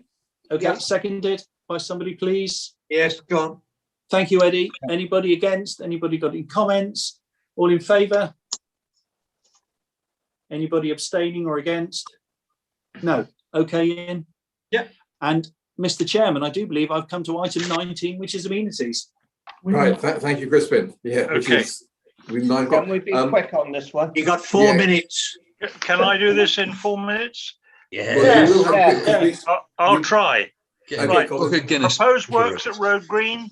Colin, can we start with the minutes, please? I beg your pardon. Sorry, yes. Minutes from the meeting held 22nd of March, appendix to be approved and signed by Councillor Power. This is for audit purposes. Is everyone happy that we? I propose that we do that. Find those, right, thank you. Right, we'll move on to A, proposed works at Road Green. Sorry? Proposed works at Road Green. I'd like to perhaps defer this because the first most telling thing that needs doing down there is the drainage. And we've already thought about £1,000. Can we defer this for more discussion when we got more time? Yeah, I second that. It's one of the urgent things that needs doing. Right. Yeah. Tree in the River Collie from the Peace Memorial Playing Field along to Collie Vale. This has been reported twice to the Environment Agency and to the man who monitors this. I forget his name now, Mr. Parsons, I think he's called. So, and I've emailed Steve and asked him if he will also write. The clerk has written. They're well aware of this. And so I think we ought to just pursue this through the clerk. This blockage is still there, isn't it, Steve? Steve, do you want to speak? It certainly is there. But what I was saying earlier, we ought to be looking at the trees at the bottom of the playing fields as well, because we can't be seen to be forcing work onto others when we haven't kept our own part. Right. Okay, I'm going to suggest that we ask Jason Mayer to give us an assessment of those trees overhanging. Can I have a Colin, it also was reported last month that from Ham Bridge down to the playing fields, the same problem. Yes. And we've also got a slippage where a lady fell in the river. And so well, that's Ham Bridge, isn't it? Been reported, yes. So the bridge is not the Environment Agency's responsibility. They've reported back on the bridge. Okay. They haven't reported it back on the other things we've reported, although they should, based on their timescale, report back this week. If they don't, then we are going to chase them. Okay, right. So that bank where the lady fell in by the bridge, they're saying it's not their responsibility? They're saying it's Devon County's responsibility because it's Devon County's bridge. So it's their bridge, right? Yeah, but it's not the bridge. It's not the bridge. It's the bank. The bank. They're saying that it's because it's attached to the bridge. It has to be Devon County. Passing the buck, then, are they? Foundations of the bridge. We may have to tell Devon County about that. Yeah, they have been. Right. Good. Right. Then the next item. Colin, hang on, Colin. You're going too fast. The trees at the bottom of the playing fields. We've now got an employee who's got his own tractor and he does logging. Okay. Perhaps he would like to have a look at the trees and see if there's anything he can do, and perhaps have the logs. Yeah, well, that's fine. What I'm saying is also we've got, our chap who does work for us, Jason Mayer. He's been doing other work in the river further down by Ruffled House. We can definitely ask Arthur Parsons to give his opinion. Is everyone happy? If he Happy doesn't want it, then we go back to Jason. Jason, right? Everyone happy with that suggestion? I second that, We yes. approach Arthur Parsons. Right, thank you. Playground inspection report. No, allotment. No. I beg your pardon, allotment, sorry, we're running ahead too fast. Allotment plot, is it JR? 2R. 2R. Request to construct a greenhouse. 8 by 6, it's not an over big greenhouse. It's just for us to give our okay. Are I we propose that that's accepted. Yeah. I'll Okay, second that, Colin. Second. Yeah. Everyone in favour? Yes. Everyone in favour? Right, okay. And then we come to the playground inspection report. Now this will need probably a small meeting in itself. And can I suggest that the small things are directed to Arthur Parsons, and that the next meeting we put this on the top of the amenities agenda to discuss. Can I Steve? just say something? Yeah, can I suggest that the amenities committee get together and come up with their suggestions? Right. But now I emailed Sasha this morning and I asked a question. I don't know how many of you know, but last week there was an accident at the playing fields with a young kiddie, and there are broken bones involved. Now, where or what part of the field, I don't know, but it was severe enough to have the air ambulance there. Okay. But we've had no report come through to the council as of this morning. No, we don't know whether it was within a play park or out in the field. It was in the playing field somewhere. Yeah, okay. Right, well, unless we know more detail, we can't really respond. No, that's right, but I'm just letting the council know. Thank you, yeah. Okay. Well, my proposal is that we defer this again to an amenity meeting, but if there are small things which Arthur can attend to, we ask him to carry on and rectify them. I just made a proposal that we get the amenities committee to get together before that meeting. Okay, right. So before we ask Arthur Parsons to do anything? Yeah. We look at we need to go through that report. Okay, right.